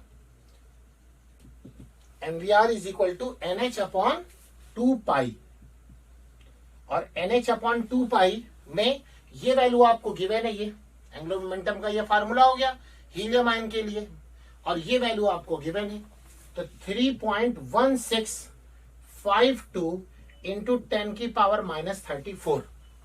क्लियर, अब जरा देखो ध्यान से, H क्या प्लैंक्स कांस्टेंट, इसकी वैल्यू आपको पता है, पाई क्या ये भी कांस्टेंट, इसकी वैल्यू भी आपको पता है, और 2 कांस्टेंट है। तो अगर हम सारे कांस्टेंट की वैल्यू यानी H की वैल्यू आपको पता है एंड पाई की वैल्यू वो भी आपको पता है, उसकी वैल्यू आप डाल दें तो N की वैल्यू आप निकाल लेंगे। समझ में आया। तो हम डायरेक्ट यहां पे कर रहे हैं, ये जो N आ गया वो आ जाएगा कितना, 3 आएगा। N क्या आ जाएगा 3। ये N क्या है, इनिशियल शेल, जहां से स्पेक्ट्रल लाइन चल रही है, जहां से फर्स्ट स्पेक्ट्रल लाइन स्टार्ट हुई है, वो है ये N1। पता चल गया। और जा कहां रही है, जा रही है फर्स्ट एक्साइटेड स्टेट पर, यानी फाइनल नंबर ऑफ शेल क्या हो जाएगा 2। फाइनल नंबर ऑफ शेल क्या हो जाएगा 2। क्यों हो जाएगा, क्योंकि उसने क्वेश्चन में बोला है फर्स्ट एक्साइटेड स्टेट। समझ में आया आपको। तो अब क्या कर लेंगे, अब आप वेव नंबर का फार्मूला लगा दीजिए। तो वेव नंबर का फार्मूला क्या हो जाएगा, RZ square 1 upon final minus 1 upon initial का स्क्वायर, यानी जो फाइनल शेल का स्क्वायर माइनस इनिशियल शेल का स्क्वायर, 1 अपॉन फाइनल शेल का square minus 1 upon initial shell का स्क्वायर। तो हम वैल्यू डाल देते हैं, और आर की वैल्यू नहीं रखनी है क्योंकि क्वेश्चन में बोला है कि इन टर्म्स ऑफ रेडबर्ग कांस्टेंट आपको बताना है। इट मींस आपको आर की वैल्यू नहीं रखनी। क्लियर? तो आप क्या करेंगे, आर की जगह आर रख दीजिए। जेड क्या है, जेड एटॉमिक नंबर है किसका, तो आप क्या ले रहे हैं, हीलियम आयन ले रहे हैं। हीलियम का एटॉमिक नंबर कितना है, 2 है, पता है आपको, तो 2 है, और जेड स्क्वायर है तो 2 का स्क्वायर कर दीजिए, तो कितना आ जाएगा 2 का square 4। Clear? 1 upon final square, final क्या है 2 है, तो 1 अपॉन 2 का स्क्वायर मतलब 4 हो गया, माइनस क्या है इनिशियल क्या है हमारा 3, इनिशियल शेल क्या है 3, तो क्या हो जाएगा इसका स्क्वायर 1 अपॉन 9।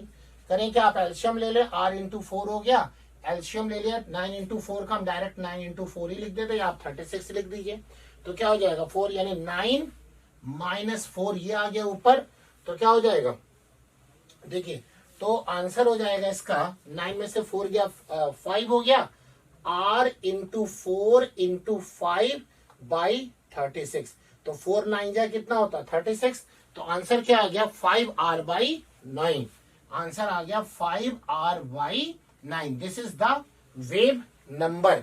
तो कौन सा ऑप्शन आपको मैच कर रहा है, सेकेंड। तो यानी क्वेश्चन नंबर 25 का आंसर होगा 2, ये रहा।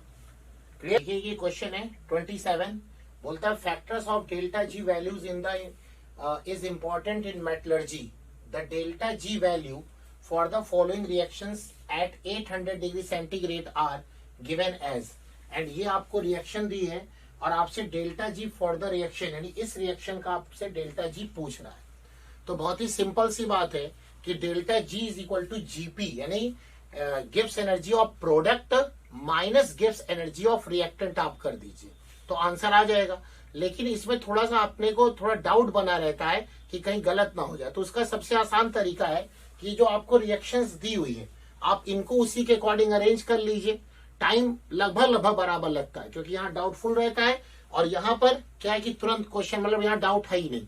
अगर आप इसको इस तरह से करेंगे, चेंज कर लेते हैं और ऐड करके आंसर कर लेते हैं। अब चेंज कैसे करना है उस पर भी ध्यान देना है। देखिए आपसे इस रिएक्शन का क्या पूछा है उसने, डेल्टा जी पूछा है। तो इस रिएक्शन में देखिए ZnS कहां पर है, 2 मोल ZnS रिएक्टेंट साइड है। अब यहाँ पर देखिए 2 मोल ZnS कहां पर है, प्रोडक्ट साइड सेकंड इक्वेशन में, और तो कहीं ZnS है ही नहीं। सेकंड इक्वेशन में ZnS प्रोडक्ट साइड है, बट यहाँ पर जो पूछ रहा है वो रिएक्टेंट साइड पूछ रहा है, तो हम इसको क्या कर देंगे, रिवर्स कर देंगे इस रिएक्शन को। और लेबोशियर एंड लैप्लॉस लॉ लगता है कि किसी भी रिएक्शन को आप रिवर्स करते हैं तो जो उसका साइन है, जो उसका डेल्टा जी होगा या इंथैल्पी होगा, उसका मैग्नीट्यूड वही होगा लेकिन साइन बदल जाएगा। तो यहां पर भी वही हम काम कर ले, तो हम इसको पलट रहे हैं, यानी क्या कर लिख देंगे 2ZnS, ये गिव्स क्या हो जाएगा 2Zn प्लस क्या हो जाएगा S2। क्लियर? और डेल्टा जी कितना हो जाएगा, अब ये देखिए डेल्टा जी माइनस 293 था, तो जब हमने इसको क्या कर दिया, रिवर्स कर दिया, तो ये प्लस 293 किलो जूल हो गया। क्लियर? अब आइए O2 का कोई मतलब नहीं, यहाँ देखिए ZnO कहाँ प्रोडक्ट में, तो इस रिएक्शन में भी ZnO कहाँ प्रोडक्ट में और 2 मोल है, यानी इस रिएक्शन को आपको रिवर्स करने की जरूरत नहीं है, इसको एज इट इज लिख दीजिए। तो 2 मोल Zn प्लस O2 गिव्स क्या हो जाएगा 2 मोल ZnO, तो डेल्टा जी यहाँ पर कितना आ गया माइनस 480 किलो जूल। क्लियर? अब आइए फर्स्ट में, यहाँ पे SO2 किधर लिखा है, प्रोडक्ट साइड में, तो यहाँ पर भी देखिए SO2 किधर है, प्रोडक्ट साइड में। इसका मतलब आपको इस रिएक्शन को भी रिवर्स करने की जरूरत नहीं है, तो साइन भी रिवर्स नहीं होगा, तो S2 प्लस O2 2 मोल O2 गिव्स क्या हो जाएगा 2SO2, और delta G as it is हो जाएगा माइनस 544। ऐड करिए, देखिए जो कैंसिल हो रहा है, 2Zn कैंसिल हो गया, ये S2 कैंसिल हो गया, और कुछ कैंसिल हो रहा है क्या, नहीं। तो अब आइए देखिए रिएक्शन को ऐड करके लिखते हैं हम लोग, तो 2 मोल ZnS प्लस ये 2O2 और ये 1O2, तो कितना हो गया 3O2, तो प्लस 3O2 गिव्स क्या, ये 2ZnO प्लस 2SO2, वही रिएक्शन आ गई ना जो आपसे पूछी गई थी, 2ZnS plus 3O2 gives 2ZnO plus 2SO2। आप क्या करेंगे, डेल्टा जी ऐड कर लीजिए साइन के साथ। तो देखिए इन दोनों का माइनस का साइन है, तो इनका क्या हो जाएगा डेल्टा जी, यानी -480 और -544 को ऐड कर लीजिए, तो 4 हो गया, ये 8 4 12 हो गया, और ये कितना हो जाएगा 1024, माइनस में 1024 और प्लस क्या आ गया 293। तो आंसर कितना माइनस में ही आएगा, और माइनस में कितना आ जाएगा 731, ये किलो जूल। ये आंसर आ गया डेल्टा जी का। समझ में आया, आसान है। बस आपने दूसरा रास्ता इसका क्या है, बस आपने क्या किया कि जो रिएक्शंस आपको गिवन थी उसी के अकॉर्डिंग इनको अरेंज कर दिया। दूसरा रास्ता क्या है, अगर आप कहने हम इससे नहीं करना चाहते मत करिए, आप इसे कर लीजिए, शॉर्ट है delta G is equal to GP minus GR, product minus reactant. अब प्रोडक्ट किसका देखेंगे, इसका देखेंगे, तो देखिए 2ZNO है, और 2ZNO की वैल्यू कितनी गिवन है आपको, ये यहाँ पर आप वैल्यू डाल दीजिए, आंसर आ जाएगा। तो उसी प्रकार से आप करेंगे -480 और ये -554 और ऐड करेंगे, सेम आंसर आएगा। समझ में? तो आप ये फार्मूला भी लगा करके डायरेक्ट इसको कर सकते हैं। तो ये हो गया इसका आंसर, क्वेश्चन नंबर 27 आंसर हो गया सेकेंड। देखिए नेक्स्ट क्वेश्चन, देखिए क्वेश्चन नंबर 31। क्वेश्चन में आपको गिवन है कि a metal crystallizes in BCC lattice, the percentage fraction of edge length not covered by atom. तो नॉट कवर्ड बाई एटम आपको आपसे पूछा है, तो आप पहले क्या कर लीजिए, कवर्ड निकाल लीजिए। तो कवर्ड में क्या कर लेंगे, परसेंटेज पूछा तो 100 में से माइनस हो जाएगा। तो हम लोग करेंगे क्या कि BCC लैटिस अगर है तो BCC लैटिस बॉडी सेंटर्ड में हम लोग क्या कर लें, यहाँ इसका बॉडी डायगोनल ले ले। तो बॉडी डायगोनल आपको पता ही है पूरा, अगर आप लेते हैं तो ये कितना हो जाएगा, जैसे यहाँ पर अगर हम इसको इस प्रकार से ले लें, ये एटम और ये एटम इस प्रकार से रहेगा, ठीक है। तो ये कितना होता है, A√3 होता है, A√3 हो गया। अब ये क्या, ये R हो गया, ये 2R हो गया और ये R हो गया। यानी हम लोग क्या लिख सकते हैं, ये 4R हुआ ना, तो body diagonal 4R is equal to क्या हुआ, A√3 हुआ। अब हम निकाल क्या ले, यहाँ पे यहाँ से फ्रैक्शन निकाल लें जितना क्या कवर्ड हो रहा है। तो fraction of each edge covered by atom, fraction of each edge, fraction of each edge covered by atom, covered by atom. तो कितना हो जाएगा कवर्ड बाई एटम का, इसका हाफ करते हैं तो ये कितना आ जाएगा हमारा कवर्ड बाई एटम, ये 2R बाई A, तो इसको भी हाफ कर लीजिए, A√3 बाई 2A, ये आ गया। यहाँ पे इसको हम लोग सॉल्व कर लें तो सॉल्व करने से कितना आ जाएगा 86.6%। ये तो पता ही है आपको 86.6%, बट ये तो कवर्ड आया ना, कवर्ड बाई एटम, और हमसे क्या पूछा है नॉट कवर्ड बाई एटम। तो हम क्या कर लेंगे 100 में से माइनस कर लेंगे, तो क्या निकालना, ये निकाल लेते हैं not covered by, not covered, क्योंकि वहां पे एज लेंथ की बात करी थी उसने, fraction of edge length not covered by. तो नॉट कवर्ड बाई क्या हो जाएगा 100 माइनस 86.6, तो आंसर कितना आ जाएगा ये 13.4%। This is the answer. बहुत आसान है।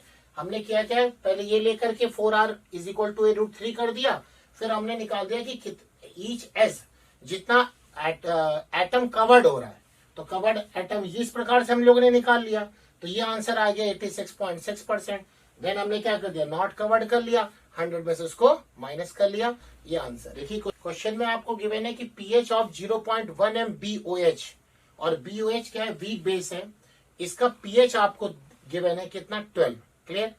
आगे पूछता है कि solution at temperature T kelvin will display on osmotic pressure, यानी वीक बेस है BOH, इसका सोल्यूशन में आपसे ऑस्मोटिक प्रेशर पूछ रहा है। क्लियर। तो ऑस्मोटिक प्रेशर यहाँ पे वीक इलेक्ट्रोलाइट है क्योंकि वीक बेस है, तो ऑस्मोटिक प्रेशर का फार्मूला आपको पता है, pi is equal to ICRT होगा। क्लियर। तो ICRT इसका फार्मूला होगा ऑस्मोटिक प्रेशर का। तो हमारा पूरा यहां पर काम है I निकालना, वेंट ऑफ फैक्टर। क्या निकालना, वेंट ऑफ फैक्टर हम I निकालना चाहेंगे यहां पर। तो I इज इक्वल टू क्या हो जाएगा, abnormal colligative property upon normal colligative property. पता है ये बात आपको।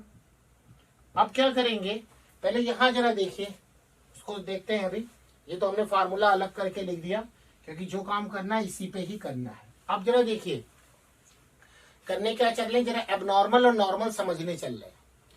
तो नॉर्मली कंसंट्रेशन तो हमको पता है 0.1, बट क्या एक्चुअल में भी 0.1 है या कुछ चेंजेस है उसमें? क्यों सर आप कैसे बता रहे हो ये चेंजेस है? क्योंकि है ये वीक बेस। तो वीक बेस है तो क्या हुआ, ये 100% तो डिसोसिएट करेगा नहीं। तो आप ये तो कह नहीं सकते ना कि जो ये कंसंट्रेशन BOH का है वही कंसंट्रेशन OH का भी होगा। ये तब आप कह सकते जब यहां पर स्ट्रॉन्ग एसिड होता, तो स्ट्रॉन्ग एसिड होता या स्ट्रॉन्ग बेस होता, तब आप ये कह सकते थे कि जो पूरे एसिड या बेस का कंसंट्रेशन होगा वही उसके अंदर प्रेजेंट H आयन या OH आयन का भी कंसंट्रेशन होगा। बट इस क्वेश्चन इसमें जो आपको दे रखा उसने वीक बेस दे रखा है, इसलिए ये दिमाग में बात आ रही है कि जो ये कंसंट्रेशन है ये OH आयन का कंसंट्रेशन नहीं होगा। समझ में आया? तो हम ये पहले निकालते हैं कि क्या है यहां पर। देखिए तो BOH वीक बेस है और वीक सब्सटेंस आसानी से इक्विलिब्रियम मेंटेन करते हैं। इस प्रकार से ये डिसोसिएट करेगा B प्लस OH माइनस में। मान लिया इनिशियली टाइम 0 मतलब इनिशियली कंसंट्रेशन C है जो कि 0.1 है, तो ये 0 और 0 होगा क्योंकि इनिशियली तो ये ब्रेक हुआ नहीं। इक्विलिब्रियम पर मान लिया हमने कि degree of dissociation weak base का अल्फा है। क्या?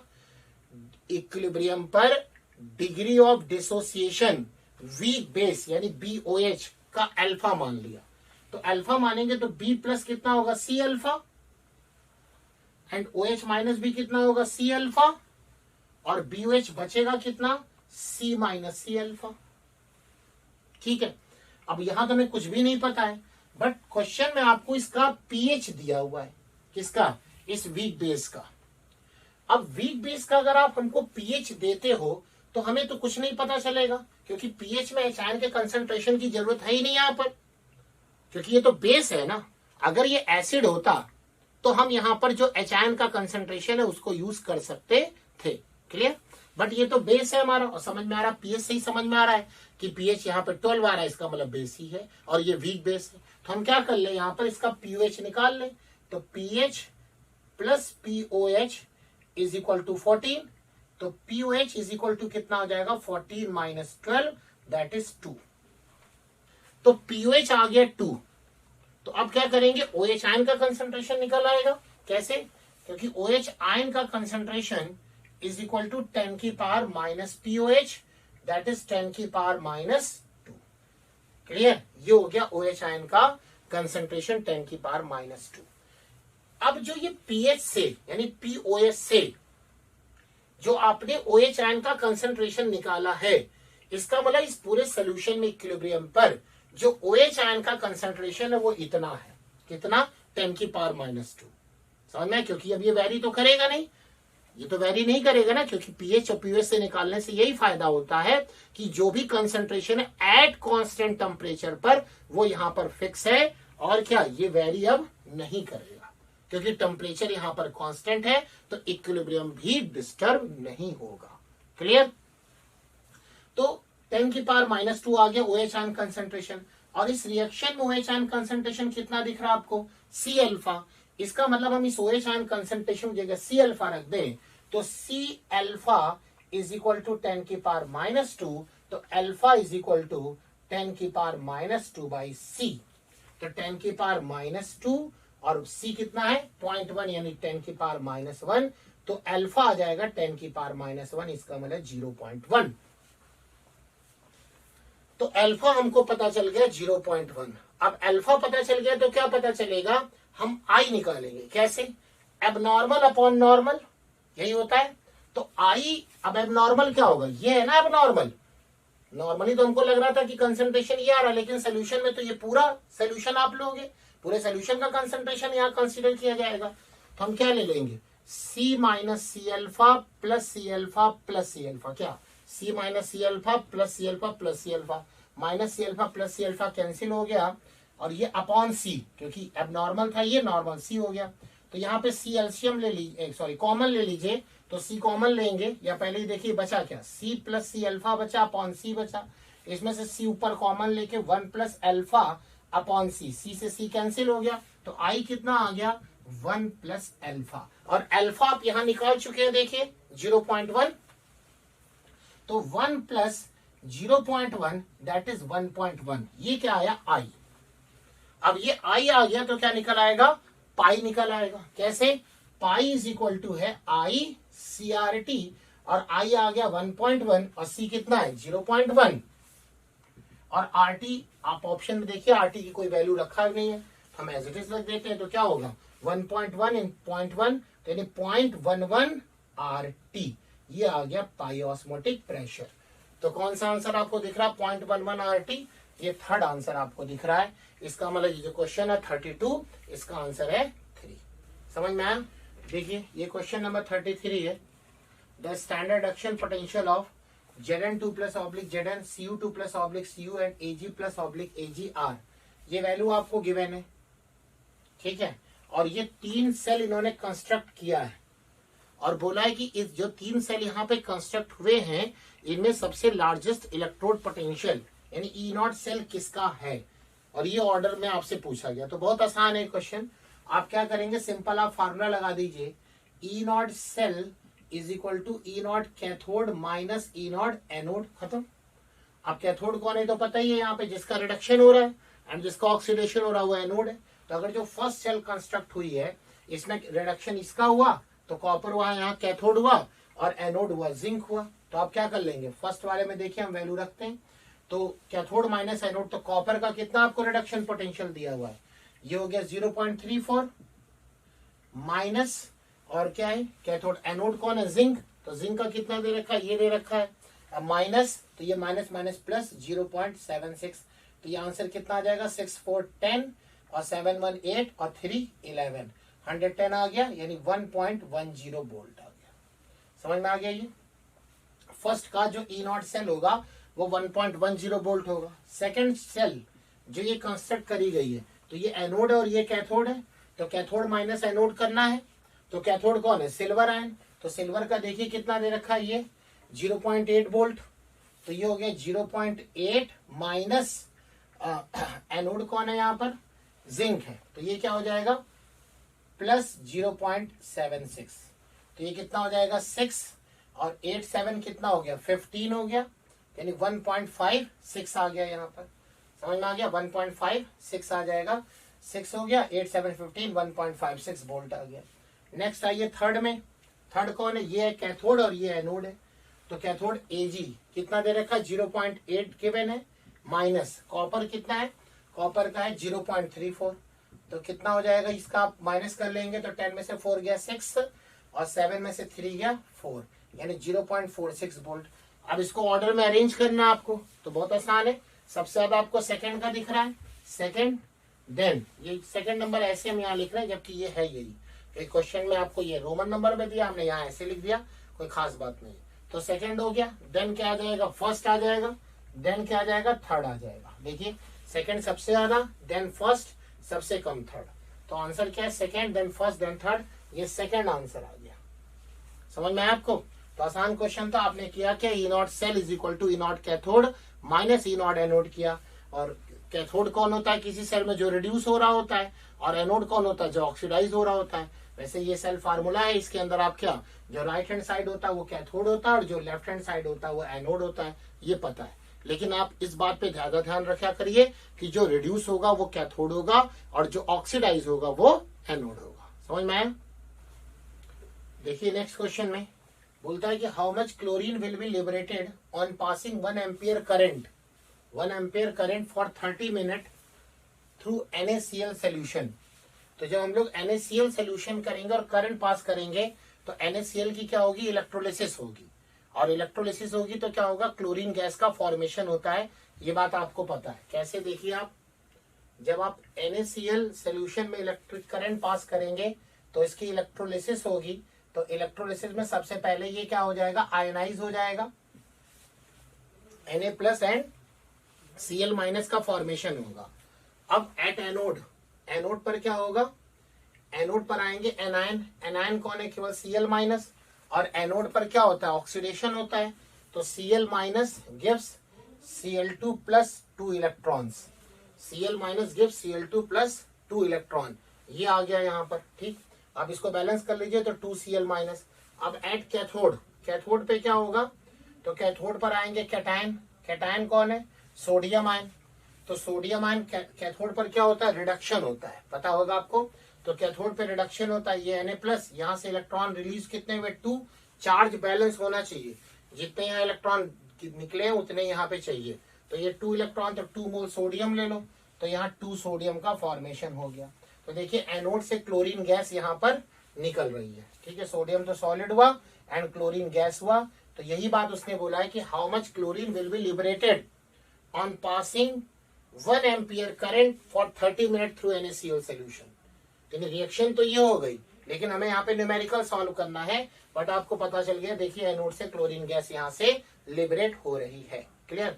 अब जरा देखिए, अब ये पूछ रखा है कि जो क्लोरीन गैस है इसका कितना अमाउंट, जब 1 एम्पियर की करंट पास करेंगे 30 मिनट तक, तो कितना अमाउंट यहाँ से रिलीज होगा।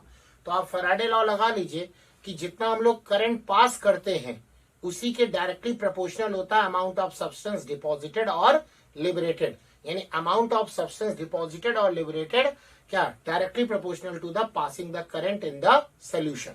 तो W फार्मूला डायरेक्ट लिख रहे हैं हम लोग, तो W इज इक्वल टू क्या हो जाएगा, ZQ, और Q इज इक्वल टू क्या होगा यहाँ पर I इंटू टी, क्योंकि आपको करंट दे रखा और टाइम दे रखा है, हम ये फार्मूले को और क्या करते हैं, ZIT, और Z क्या होगा, E/F, ये पता आपको, तो Z हो जाएगा E/F I into T. E क्या है, क्या है, इक्विवेलेंट वेट, और F क्या है, फैराडे कांस्टेंट, I करंट, और T टाइम, बस हो गया क्वेश्चन। तो W is equal to E/F I into T. अब E निकालना है, तो क्लोरीन का इक्विवेलेंट वेट कितना होता है, 35.5, या आप देखो यहाँ पे देख भी लो, Cl2 है, तो Cl2 किससे बन रही, Cl माइनस से, तो यहाँ पे अगर आप देखो Cl2 का इक्विवेलेंट वेट का फार्मूला क्या हुआ, molar mass by n factor, तो मोलर मास कितना हुआ Cl2 का 71 ग्राम हुआ, 35.5 इंटू 2 71 ग्राम।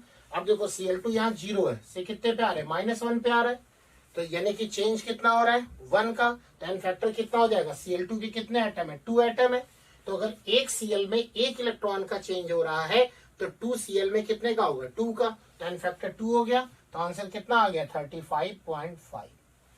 वही बोला था हमने डायरेक्ट कि क्लोरीन का इक्विवेलेंट वेट कितना हो जाएगा 35.5, तो E की वैल्यू कितनी हो गई 35.5, F कितना हो गया 96500 कूलम पर मोल, और I कितना गिवन है 1 एम्पियर, और टाइम कितना 30 मिनट, बट आपको पता है टाइम हमेशा सेकंड में रखना होता है, तो 30 मिनट को आप सेकंड में कन्वर्ट कर लीजिए, तो इंटू 60, तो ये वेट आएगा, मोल नहीं आएगा, W आप निकाल रहे हैं, तो वेट आएगा कितना, आप इसको सॉल्व कर लेंगे तो आंसर आएगा 0.66 ग्राम, नॉट मोल।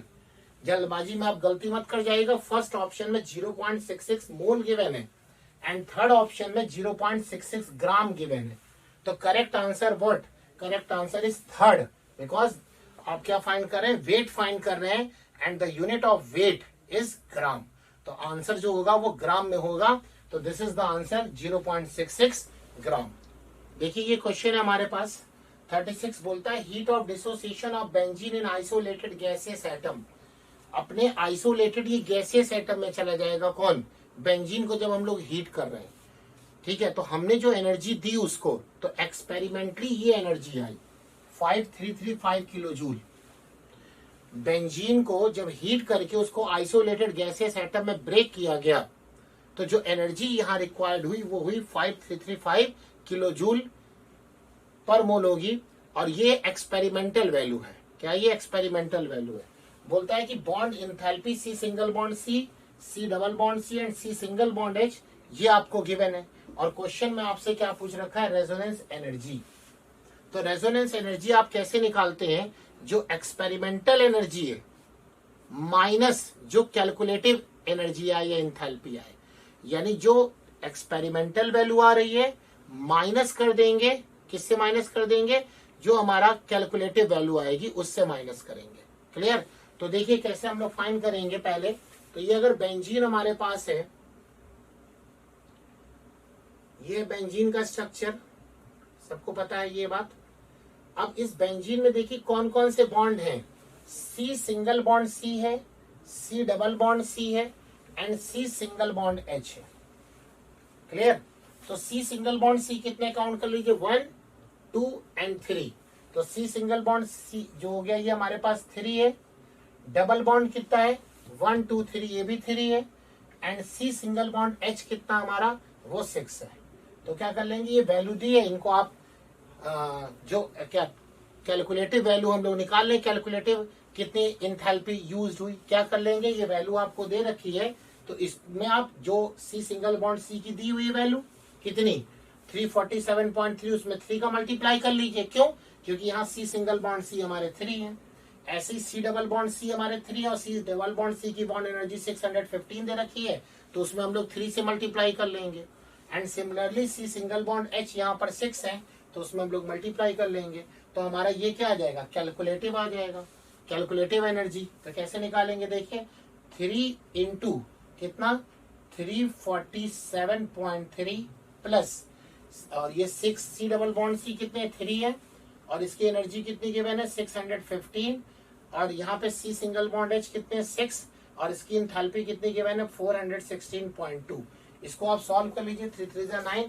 तो अगर आप इसको सॉल्व करेंगे यहाँ पर आ जाएगा 104.1.9, 104.1.9 आ जाएगा। क्लियर? दूसरा आप देखिए 3 इंटू 615 करेंगे तो ये वैल्यू आ जाएगी 1845, एंड इसको अगर आप 6 से मल्टीप्लाई कर देंगे तो ये वैल्यू आ जाएगी 2497.2, 2497.2। और इसको अगर आप ऐड कर देंगे तो ऐड करने पर ये वैल्यू कितनी आ जाएगी 5384.1, 5385 कितना आ गया 5384.1 किलो जूल, ये वैल्यू आ गई पर मोल। एक मोल के लिए तो निकाल लेना, क्योंकि एक मोल बेंजीन में कितना 3 सी सिंगल बॉन्ड सी था, 3 सी डबल बॉन्ड सी है and 6 C single bond H है।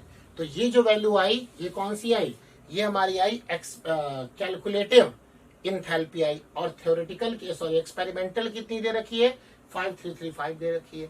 तो रेजोनेंस एनर्जी क्या होती है कि जो हमारे पास एक्सपेरिमेंटल वैल्यू पता हमको है वो गिवन होगी 5335 माइनस जो कैलकुलेट करके निकाली हमने 5384.1। तो आप इसको माइनस कर लेंगे तो आंसर आ जाएगा माइनस में 49.1 किलो जूल पर मोल। ये इसका क्या हो गया आंसर, समझ में आइए।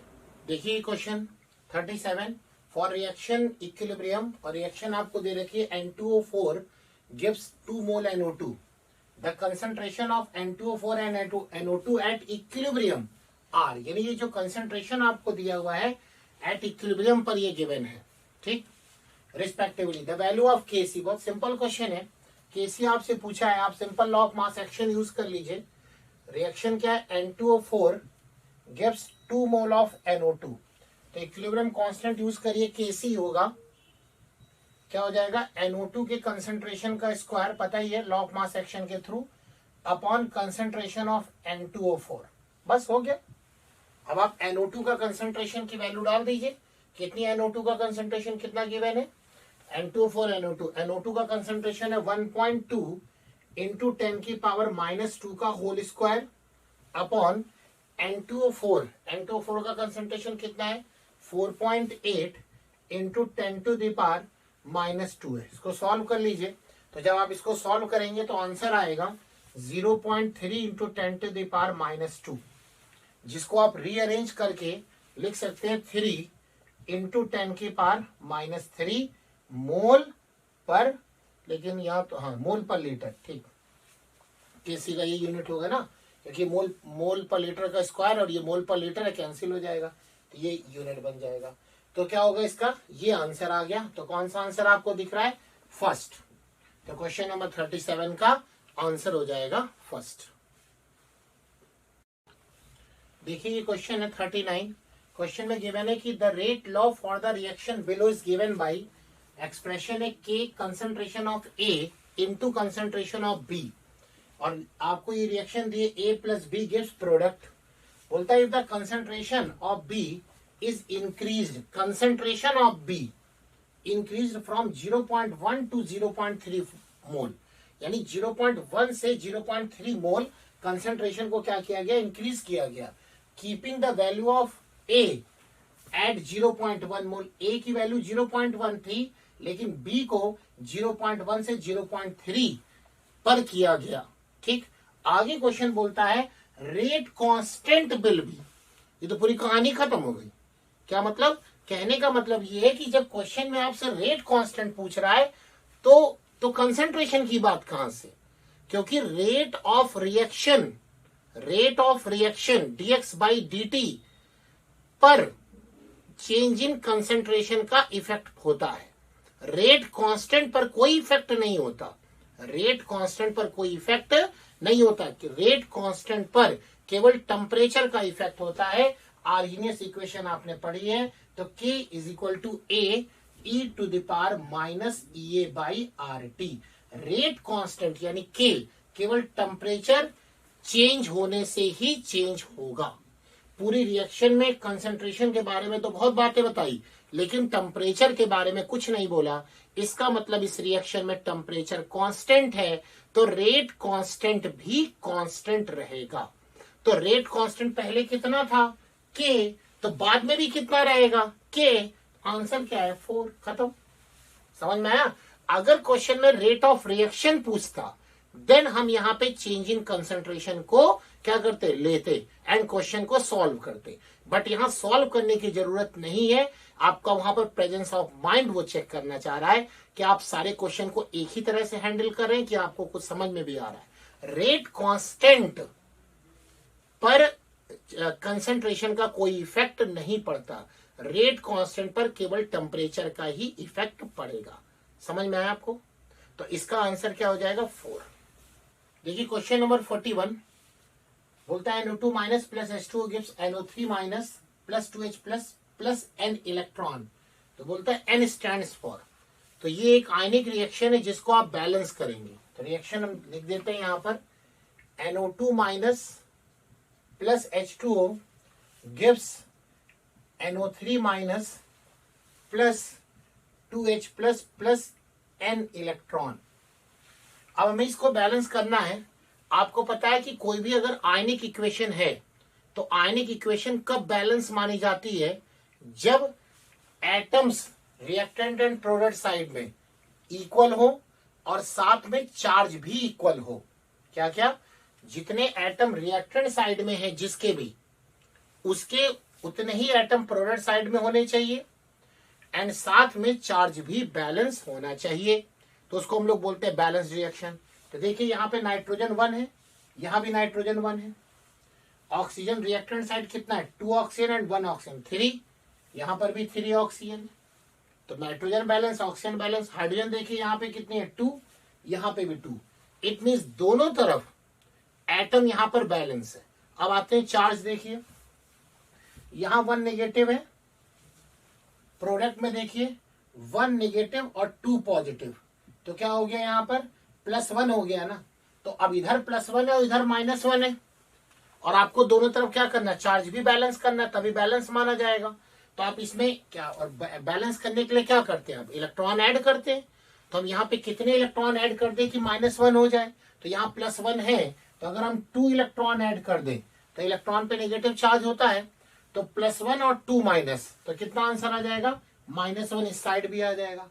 तो वही वो पूछ रहा है कि यहाँ पर N स्टैंड्स फॉर, तो समझ में आया, N स्टैंड्स फॉर 2, क्योंकि जैसे हम यहाँ पे 2 करेंगे तो इस तरफ भी उतने ही नेगेटिव चार्ज आ जाएंगे प्रोडक्ट साइड में जितने रिएक्टेंट साइड में है। समझ में आ गया। तो यहाँ पर आंसर क्या हो जाएगा, 2 हो जाएगा। क्लियर।